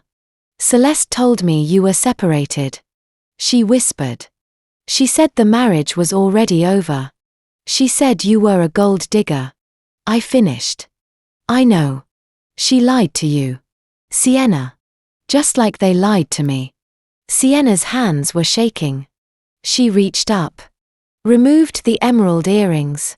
Eleanor's earrings. And set them carefully on the table. Then she stood. I don't want any part of this, she said. Her voice tight. She looked at Celeste. At Warren. At Donovan. You people are monsters. She walked out. The front door slammed behind her and the sound echoed through the house like a gunshot. I picked up the final document. This is a medical report from Dr. Patricia Morales. Dated December 18, It confirms that I'm 8 weeks pregnant. The room erupted. Voices overlapped. Shocked and confused. I kept talking louder. Now. Donovan's vasectomy failed. The vast deference reconnected on its own. It's called recanalization. And it happens in about 1% of cases. He didn't know because he never bothered to get follow-up testing. So, he gave me birth control pills as insurance. 2 layers of contraception. 2 layers of control. I looked at Donovan. His face was grey. But I forgot to take the pills on a work trip in October. And both safeguards failed. I'm pregnant with your child. Donovan. The child you spent 5 years and 2 criminal acts trying to prevent. Trevor Sterling stood. All eyes turned to him. He was tall, calm. And when he spoke, his voice carried the weight of someone who'd been waiting years to say these words. I'll testify, he said, to everything I know about this family. About what Warren did to my mother. About the pattern of abuse, manipulation, and control that's been happening for decades. He looked at me. I won't let them do this to another woman. Warren's face twisted. You have no right. I have every right. Trevor said. I'm family. Remember? Harper stood beside me and handed me a folder. I opened it and pulled out the counter-proposal she'd drafted. Here's what's going to happen, I said. My voice steady. I keep the house. All of it. The full $1.20 $2 million property in Clarksville. I also received $425,000 in compensatory damages for fraud, reproductive coercion, and emotional distress. I looked at Donovan. And you will pay $8,500 a month in child support. That's 20% of your income, which is the Texas guideline for one child.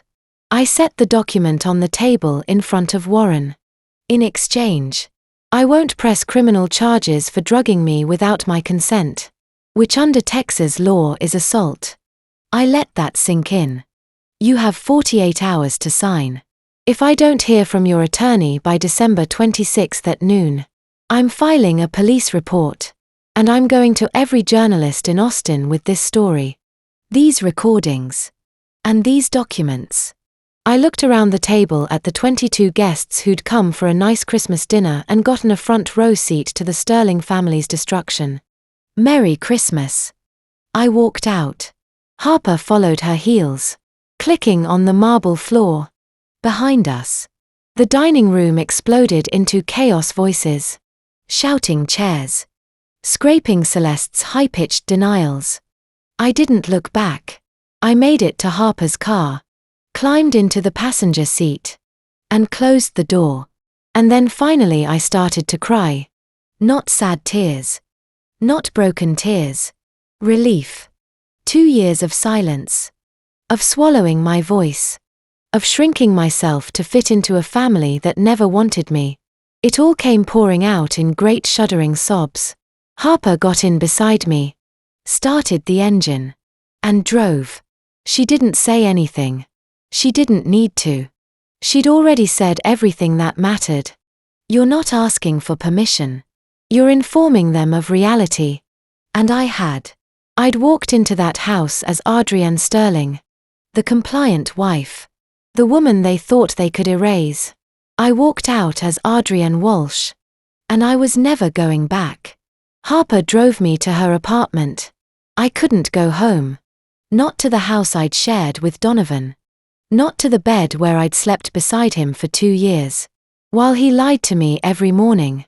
Harper didn't ask. She just drove. One hand on the wheel, the other resting on the console between us like an anchor. The streets were empty. Christmas Eve in Austin. Everyone tucked into their homes. Lights glowing warm through windows. I watched the city slide past and felt like I was seeing it for the first time in years. Or maybe I was seeing it clearly for the first time ever. Harper's apartment was in a modern building downtown. The kind with Florida ceiling windows and sleek furniture that looked like it belonged in a magazine. She unlocked the door, flipped on the lights, and pointed me toward the couch. Sit. I'll get you water. I sat. My legs felt like they might give out if I stood much longer. The adrenaline that had carried me through the dinner, through the confrontation, Through the moment I'd stood in front of 22 people and detonated my marriage. It was draining out of me now, leaving me hollow and shaking. Harper came back with a glass of water and a thick blanket. She draped the blanket over my shoulders and sat beside me. "You did it," she said quietly. I nodded. I couldn't speak yet. My throat was tight. My hands trembling around the water glass. I'd done it. I'd walked into that house, faced Warren and Celeste and Donovan, and I'd told the truth. And I'd walked out alive. My phone started buzzing. I pulled it out of my bag and stared at the screen. Donovan. Then Warren. Then Donovan again. Text after text. Call after call. The notifications stacking up like an avalanche. I unlocked the phone and read the first message from Donovan. "We need to talk. This is insane. You can't do this." Then another. "Adrian, please. Let's work this out. You're not thinking clearly."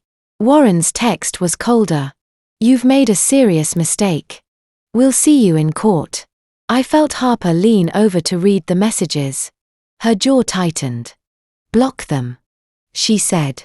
"All of them right now." I hesitated. "But the deadline. They'll communicate through me. You're my client. All contact goes through your attorney." "That's me." "Block them." "Addie." I blocked Donovan's number. Then Warren's. Then Celeste's just in case. The silence that followed felt like oxygen. My phone buzzed again. But this time it was Trevor. I opened his text. "Warren left 20 minutes after you did. Didn't say a word to anyone. Just walked out." Donovan stayed. He smashed a wine glass in the kitchen and yelled at Celeste. "Guests are talking. This is going to spread fast. Are you okay?" I typed back with shaking fingers. "I'm okay. Thank you for being there." His reply came immediately. "Anytime. You are incredible tonight." I set the phone down and looked at Harper. "Trevor says it's already spreading." Harper nodded. "Good. Let them talk. The more people who know what Donovan and Warren did, the harder it'll be for them to spin this as anything other than what it is." She leaned back against the couch. 22 witnesses. Addie. That's 22 people who heard that recording. Who saw the evidence. Who watched you stand up for yourself. Warren can't control the narrative anymore. I thought about the guests.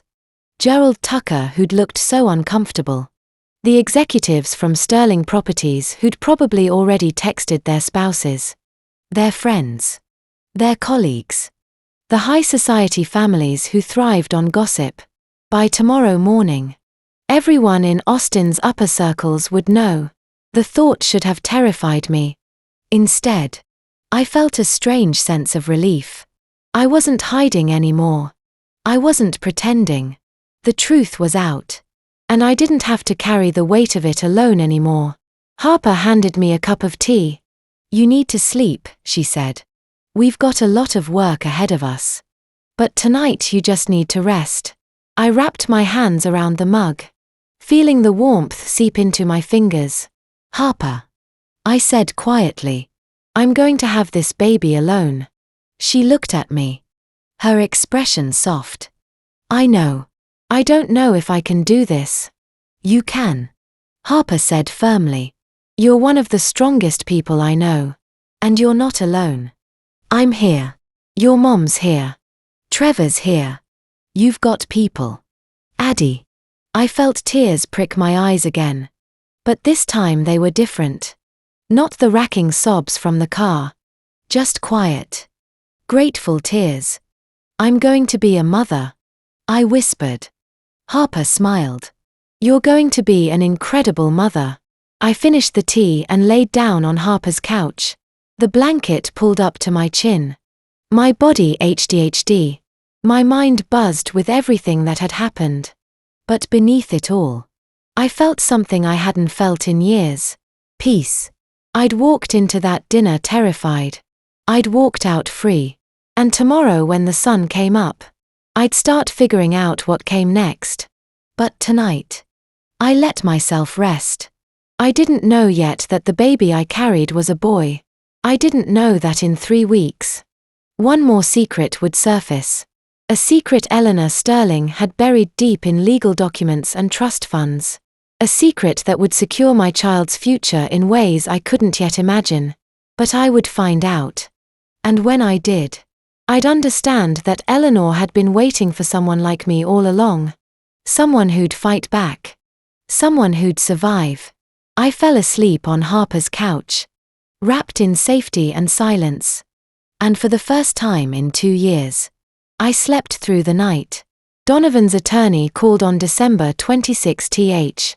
Harper and I were at her apartment nursing coffee and leftover Christmas cookies my mom had dropped off the night before. When Harper's phone rang, she looked at the screen, then at me. "It's them," she said. I set down my mug. My hands were steady. Harper answered on speaker. "This is Harper Quinn." The voice on the other end was smooth. Professional. The kind of voice trained to diffuse conflict. "Miss Quinn. This is Richard Brennan representing Donovan Sterling. My client is prepared to discuss settlement terms." Harper's expression didn't change. "I'm listening. Mr. Sterling is willing to offer Mrs. Sterling the Clarksville property and $200,000 in exchange for a mutual non-disclosure agreement and dismissal of all claims." Harper let the silence stretch. Then she said, "No." Brennan hesitated. "Excuse me. Your client drugged my client without her knowledge or consent for 2 years. That's assault under Texas Penal Code 22.01. 01. If Mr. Sterling doesn't agree to our terms by 5:00 p.m.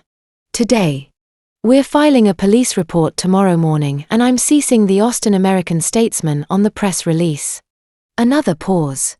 Then quietly, "What are your terms?" Harper laid it out with surgical precision. 100% ownership of the Clarksville house valued at $1.22 million. $425,000 in compensatory damages for fraud, reproductive coercion, and emotional distress. $8,500 per month in child support consistent with Texas guidelines for 1 child. And Donovan would relinquish all custody and visitation rights. Adrienne would have sole legal and physical custody. His name would be removed from the birth certificate by mutual agreement. He would have no involvement in the child's life. In exchange, Adrienne would not press criminal charges and both parties would sign a non-disclosure agreement. Brennan said he'd call back. He called back 2 hours later. "We agree to the terms. We'll have the paperwork ready by January 10th. The next 2 weeks were a blur of legal documents, revisions, and phone calls. Harper walked me through every clause, every line, making sure I understood what I was signing and what I was walking away from. The NDA meant I couldn't talk publicly about the pills, the fake diagnosis, the reproductive coercion. But I'd already told the truth to 22 people on Christmas Eve. The story was out. The NDA was just Warren's attempt to control the damage. On January 10th, I sat in Harper's office and signed my name 37 times. Donovan wasn't there. His attorney delivered the signed documents by courier. Harper witnessed every signature, then handed me a copy of the settlement agreement in a leather folder. "It's done," she said. I looked at the folder. My name was on the cover. Adrienne Walsh. Not Sterling. Just Walsh. I was free. I moved back into the Clarksville house the next day. Donovan had already cleared out his things. His clothes. His laptop. The framed photos of him and Warren at various Sterling Properties groundbreakings. The house felt bigger without him. Lighter. Like I could finally breathe. My mom flew in from San Antonio and helped me repaint the second bedroom. We chose a soft sage green. Calming and warm. I ordered a crib online. A white wooden one with clean lines. Constance hung blackout curtains and assembled a changing table while I sorted through baby clothes. Trevor's mom had sent tiny onuses and soft blankets in blues and yellows. "You're going to be a wonderful mother," my mom said, folding a onusie with a dinosaur on it. I looked at her. This woman who'd raised me alone after my dad left. Who'd worked 2 jobs to put me through design school. Who'd never once made me feel like I was too much or not enough. "I hope so," I said. She smiled. "I know so." I went back to Dr. Morales for a checkup in mid-January. She did an ultrasound, measured the baby's heartbeat, checked my blood pressure. Everything was healthy. Everything was progressing normally. "Do you want to know the sex?" she asked, looking at the screen. I hesitated. Then I nodded. "Yes," she smiled. "It's a boy." A boy. I was going to have a son. I drove home in a daze, one hand on my belly, thinking about all the things I wanted to teach him. How to be kind. How to stand up for himself. How to recognize when someone was trying to control him. And how to walk away. I wanted him to grow up knowing he was wanted, loved, safe. That he didn't owe anyone his silence or his compliance. That legacy wasn't about money or power or family name. It was about how you treated people. It was about dignity. That night, I slept soundly for the first time in 3 years. Not since before I met Donovan. Before the Sterling family. Before I started shrinking myself to fit into a space that was never meant for me. I slept in my own bed in my own house with my son growing safely inside me and my future stretching out ahead of me like an open road. I didn't know yet that Eleanor Sterling had left me one more gift. I didn't know that in less than a week I'd receive a certified letter from a law firm in Dallas. A letter that would explain why Eleanor had written that note about legacy and dignity. Why she'd buried a secret in legal documents and trust funds. Why she'd been waiting for someone like me. But I would find out. 3 weeks after Christmas. The letter arrived. And when I opened it, I understood that Eleanor hadn't just believed in me. She'd planned for me. The letter arrived on a grey January afternoon. I was sitting in the nursery folding tiny clothes and sorting them into the dresser Harper had helped me assemble when I heard the mailbox click shut outside. I walked downstairs. One hand on my belly. Owen was moving more now, little flutters that still surprised me, and opened the front door. A thick envelope sat on the porch, certified mail. The return address stamped with a law firm I didn't recognize. Bernard Clean and Associates. Dallas, Texas. My stomach dropped. Another attorney. Another fight. I tore open the envelope, hands shaking, and pulled out the letter inside. "Dear Ms. Walsh, I am writing to inform you that you have been designated as the guardian and trustee of the Eleanor Owen Sterling Trust, established in 2016. As the mother of Donovan Sterling's biological child, you are now responsible for managing the trust assets on behalf of the primary beneficiary, your son. Please contact my office at your earliest convenience to schedule a meeting and review the trust documents. Sincerely, Bernard Klein, Esquire." I read it 3 times. Guardian. Trustee.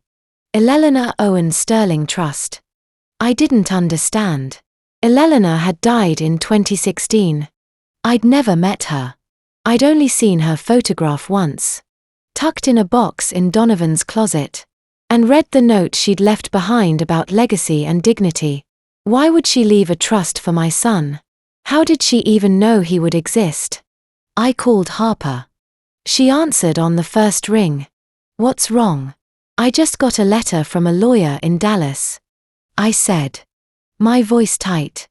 "Something about a trust. Eleanor Sterling's trust." "I don't understand." Harper was quiet for a moment. Then she said, "I'm coming over. Don't do anything until I get there." We drove to Dallas 2 days later. Harper insisted on coming with me, and I was grateful. The law offices of Bernard Clean and Associates were on the 30th floor of a glass tower downtown.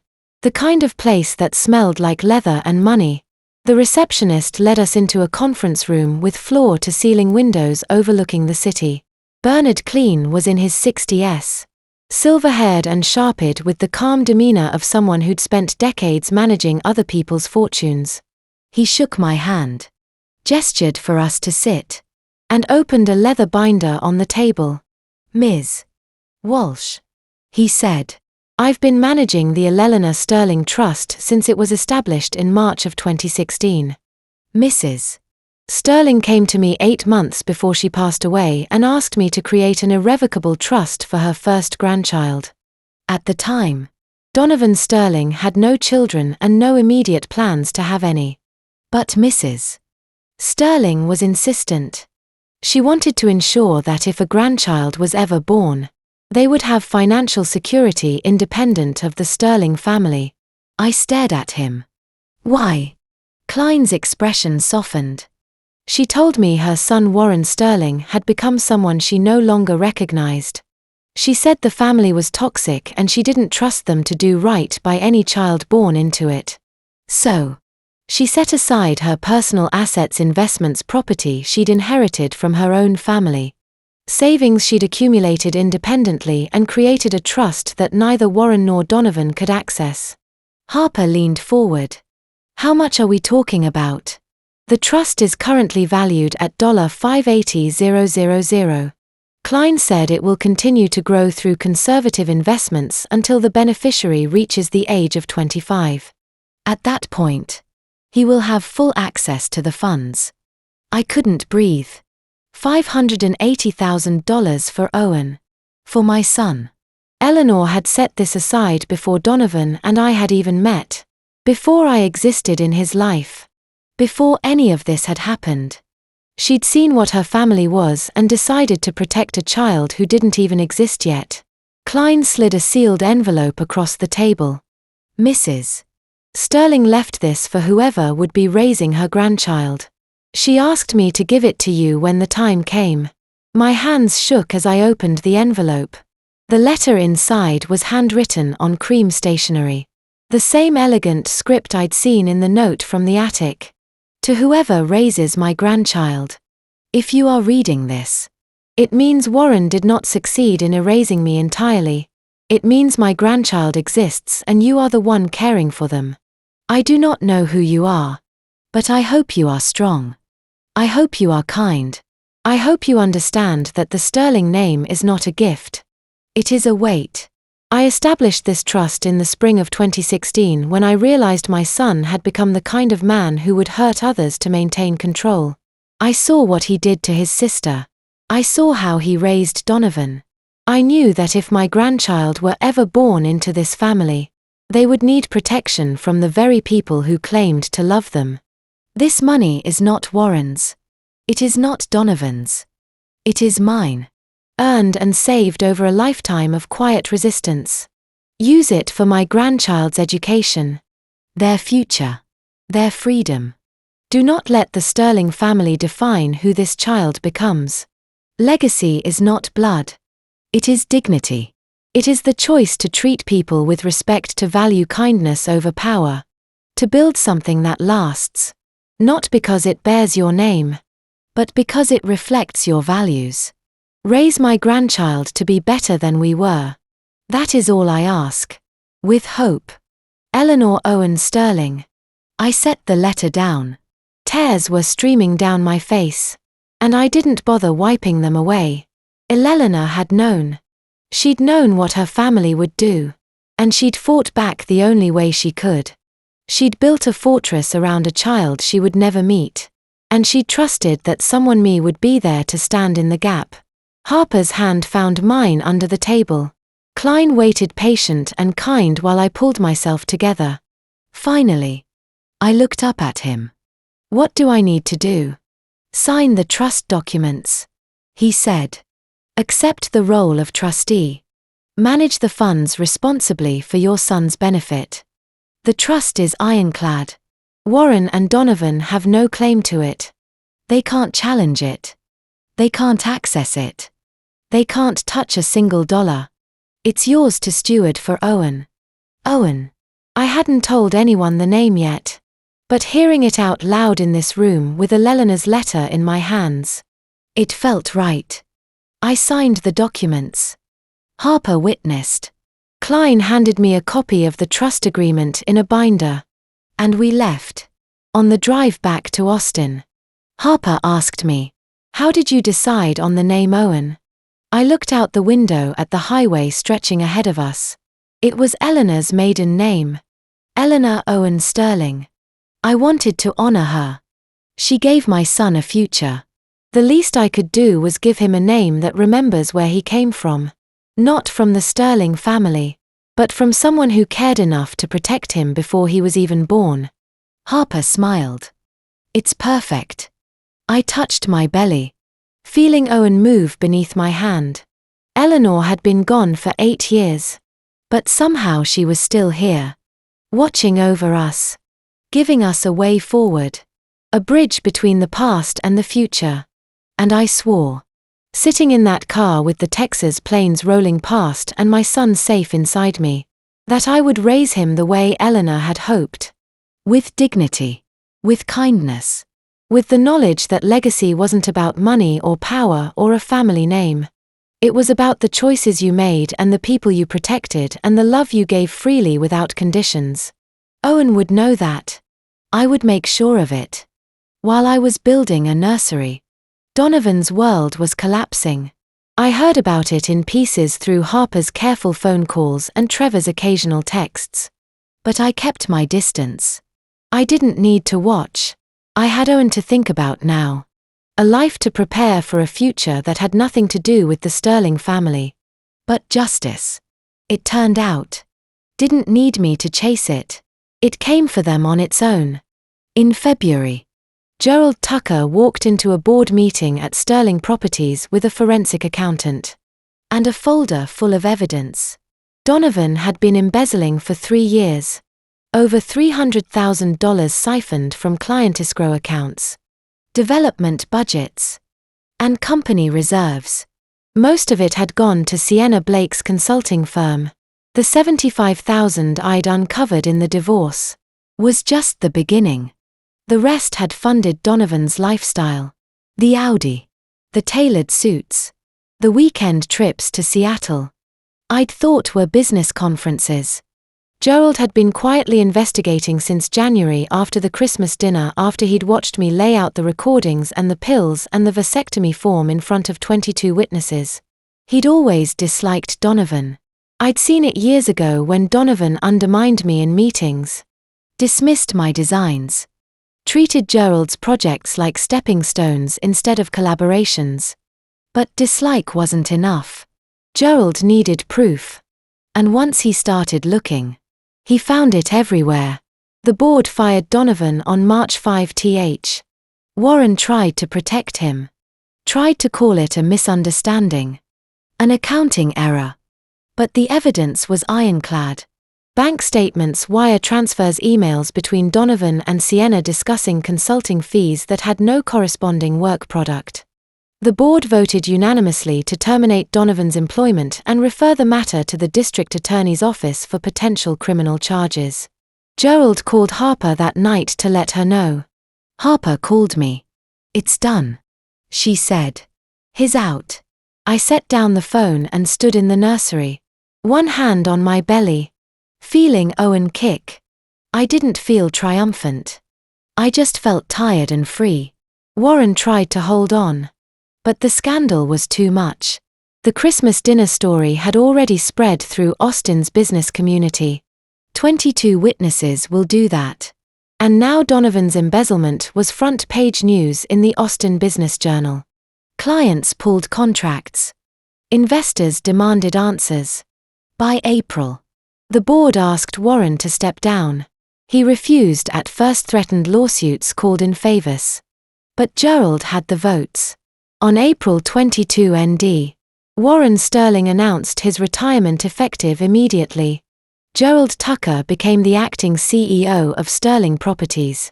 A week later, the board made it permanent. Warren was gone. The company he'd built, the legacy he'd tried to force on Donovan, was now in the hands of the man Donovan had spent years belittling. Harper sent me the press release, and I read it once, then deleted it. I didn't need to keep score anymore. Sienna Blake filed a restraining order against Donovan in late April. According to Trevor, Donovan had been calling her obsessively since the Christmas dinner, showing up at her office in Seattle, sending her gifts she didn't want. She'd blocked his number, changed her work schedule, but he kept finding ways to contact her. The restraining order was granted within 48 hours. A judge reviewed the evidence: text messages, voicemails, security footage of Donovan waiting outside her building, and issued an order prohibiting Donovan from coming within 500 feet of Sienna or contacting her in any way. Trevor said Sienna had hired a lawyer and was considering a civil suit for fraud and emotional distress. I hope she won. Dr. Raymond Peterson lost his medical license in May. Harper had filed a complaint with the Texas Medical Board in January outlining the fake PCOS diagnosis. The conspiracy to provide me with birth control pills disguised as prenatal vitamins, and Peterson's failure to document any legitimate medical basis for his conclusions. The board opened an investigation. They reviewed my medical records, interviewed Dr. Patricia Morales, and subpoenaed Peterson's files. In May, they found that Peterson had violated multiple sections of the Texas Medical Practice Act, including unprofessional conduct, fraudulent diagnosis, and failure to obtain informed consent. His license was suspended immediately pending a final hearing. In June, the suspension became permanent. Peterson could no longer practice medicine in Texas. Harper called to tell me, and I cried. Not for him. For every woman he might have lied to, every patient he might have manipulated, and for the fact that he'd finally been stopped, while their world crumbled. Mine grew. In March, I landed a contract to design the interiors for a new boutique hotel in South Congress. The owner had heard about me through a friend of Harper's, someone who'd been at the Christmas dinner, and had later told her wife the whole story.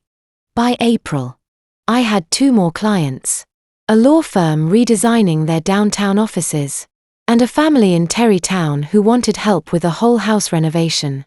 My reputation, it turned out, wasn't ruined by the Sterling scandal. It was enhanced. People in Austin respected someone who'd stood up to a powerful family and won, and they wanted to work with someone who understood that design wasn't just about aesthetics. It was about creating spaces where people felt safe, seen, respected. I hired an assistant in May, a recent UT grad named Maya, who was smart and eager and didn't ask questions about my past. My business was thriving. Harper and Trevor were constants. Harper came over every Sunday with takeout, and helped me assemble baby furniture. A crib, a changing table, a rocking chair Constance had shipped from San Antonio. Trevor texted me articles about fatherhood and single parenting, even though he'd never had kids himself. "You're going to be amazing," he said once over coffee in June. "You already are." I believed him. My mom flew in twice. Once in April for the anatomy scan, and again in July for a baby shower Harper insisted on throwing. It was small. Just Harper, Trevor, my mom, and a few of my new clients who'd become friends. But it felt like family. The kind I'd chosen. The kind that stayed. Donovan left Austin in June. He took a job with a small commercial real estate firm in Dallas. A demotion so steep it was almost embarrassing. But no one in Austin would hire him. The embezzlement. The divorce. The Christmas dinner. It was all too public. Too messy. He packed up his apartment, said goodbye to no one, and disappeared. I didn't know where he was living. I didn't care. He was out of my life. Out of Owen's life. And that was all that mattered. Warren retired to the family estate in Westlake Hills. I heard through Trevor that he barely left the house anymore. That Celeste had stopped hosting dinners. That the once impenetrable Sterling social circle had quietly dissolved. Legacy, it turned out, was fragile. You could spend a lifetime building it and lose it all in one night. By July, I was 38 weeks pregnant. Moving slowly. Nesting with a single-minded intensity that made Harper laugh. I washed Owen's clothes 3 times. I reorganized the nursery twice. I packed and repacked my hospital bag. I was ready. I was terrified. I was more myself than I'd been in years. On the night of August 9th, I went to bed early, one hand on my belly, feeling Owen shift and roll beneath my skin. I was thinking about Elelena, about the trust she'd left him, about the note she'd written to a woman she'd never met. I was thinking about my mom who'd raised me alone and taught me that strength didn't mean never breaking. It meant getting back up. I was thinking about Harper and Trevor and the family I'd built from the wreckage of the one I'd lost. And I was thinking about the future. Owen's future. Bright and open and full of possibilities that had nothing to do with the Sterling name. At 3:42 in the morning on August 10th, my water broke. Owen Michael Walsh was born on August 12th, 2024 at St. David's Medical Center in Austin. He weighed 7 pounds 3 ounces, was 20 in long, and had a full head of dark hair that reminded me of the baby photos my mom had shown me of myself. But I'm getting ahead of myself. Let me start at the beginning. My water broke at 3:42 in the morning on August 10th. I was asleep in my bed. The nursery door open so I could see the soft glow of the nightlight shaped like a crescent moon when I felt the warm rush and sat up, heart pounding. For a moment I didn't move. I just sat there in the dark, one hand on my belly, thinking, this is it. This is the moment everything changes. Then I called my mom. She answered on the first ring. She'd been sleeping with her phone on her pillow for 2 weeks, waiting for this call. It's time, I said. And I heard her moving before I'd even finished the sentence. I'm on my way. Call Harper. I'll meet you at the hospital. Harper arrived at my house 20 minutes later, still in sweatpants and a UT hoodie, her hair tied back in a messy bun. She helped me into the car, tossed my hospital bag into the trunk, and drove through the empty pre-dawn streets of Austin like she was qualifying for a race. By the time we got to St. David's, my contractions were 5 minutes apart, sharp and relentless, and I was gripping the armrest so hard I thought I might break it. My mom met us in the lobby.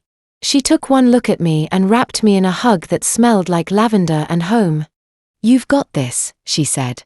And I believed her. Labor was 14 hours. 14 hours of pain that rewrote my understanding of what my body could endure. Of breathing through contractions that felt like my spine was being split in half. Of Harper feeding me ice chips. And my mom holding my hand and telling me stories about when I was born. How she'd done this alone in a San Antonio hospital with no one but a nurse she'd never met. You're stronger than you know, she said, wiping my forehead with a cool cloth. You always have been. I wanted to believe her. But by hour 10, I wasn't sure. I was so tired. My body felt like it belonged to someone else. Something primal and unstoppable that was pulling Owen into the world. Whether I was ready or not. But Harper was there holding my other hand. Her voice steady and sure. You're almost there. Addie. You're doing this. You're bringing him home. And then at 6:37 on the morning of August 12th, Owen Michael Walsh was born. I heard his cry before I saw him. A thin, outraged wail that cut through the exhaustion and the pain and filled the room with something I can only describe as light. The doctor placed him on my chest. This tiny, perfect human with dark hair plastered to his head and eyes that blinked up at me like he was trying to figure out where he was. I looked down at him. At his miniature fingers curled into fists. At the way his mouth opened and closed. Like he was already trying to speak. And I felt something inside me click into place. Wholeness. For the first time in years, I felt whole. My mom stood beside the bed, tears streaming down her face. Harper had her phone out taking photos, her own eyes red and shining. "He's perfect," Harper whispered. "Addie. He's perfect." I couldn't speak.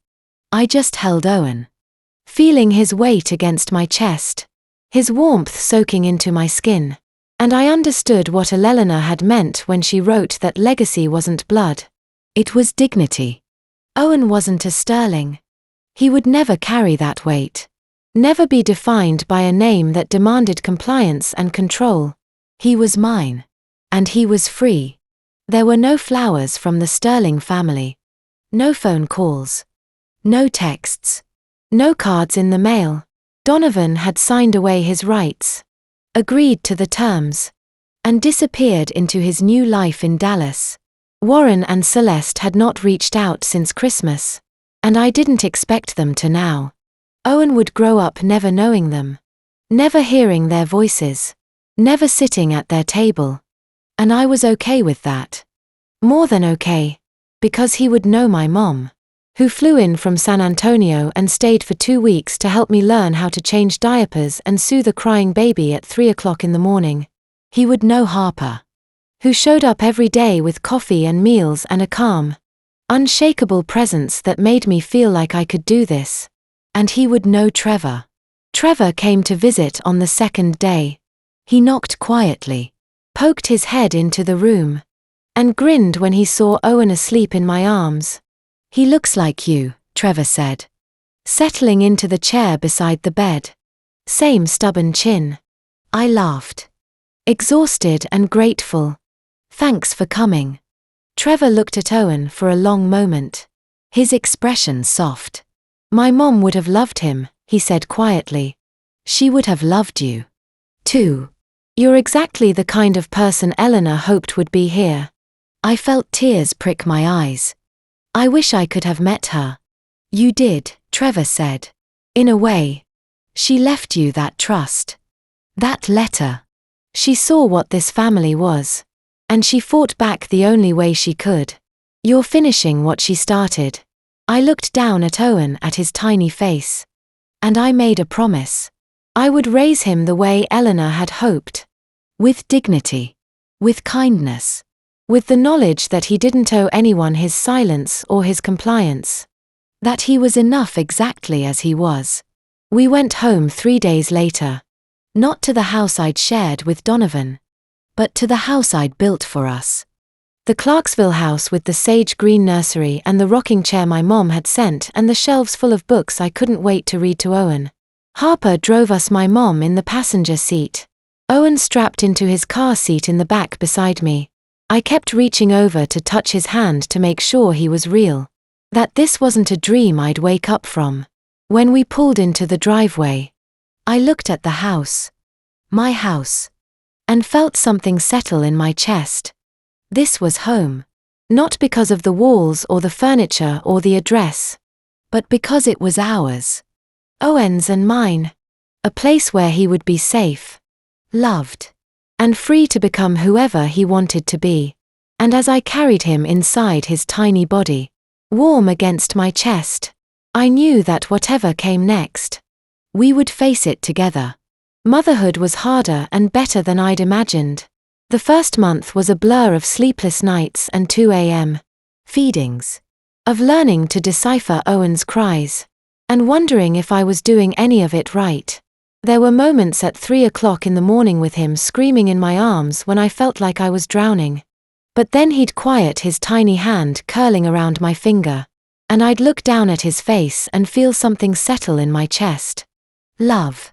Not the complicated conditional love I'd learned in my marriage, but something simpler and fiercer. The kind that didn't ask anything in return. By October, we'd found a rhythm. Owen smiled for the first time on a grey Tuesday morning. A gummy, lopsided grin that made me cry. And after that, the world felt less overwhelming. I started taking on part-time design work against small projects I could manage from home while Owen napped. The financial security from the settlement and Eleanor's trust meant I could choose my hours and prioritize being Owen's mom. Harper came over every Sunday with coffee and bagels, holding Owen while I showered or answered emails. She'd become his godmother in every way that mattered. Trevor visited less often. But when he did, he brought books and stuffed animals. Owen immediately tried to eat. My mom flew in once a month from San Antonio, cooking meals and doing laundry and reminding me I was doing well. December came, and with it Owen's first Christmas. I thought about last year. The Sterling estate. The recording. The moment I'd walked out and never looked back. This year, Christmas was quiet. Just me, Owen, Harper, Trevor, and my mom in the Clarksville house. The tree small and slightly crooked. Owen was 4 months old. Too young to understand. But I held him on my lap while we opened gifts.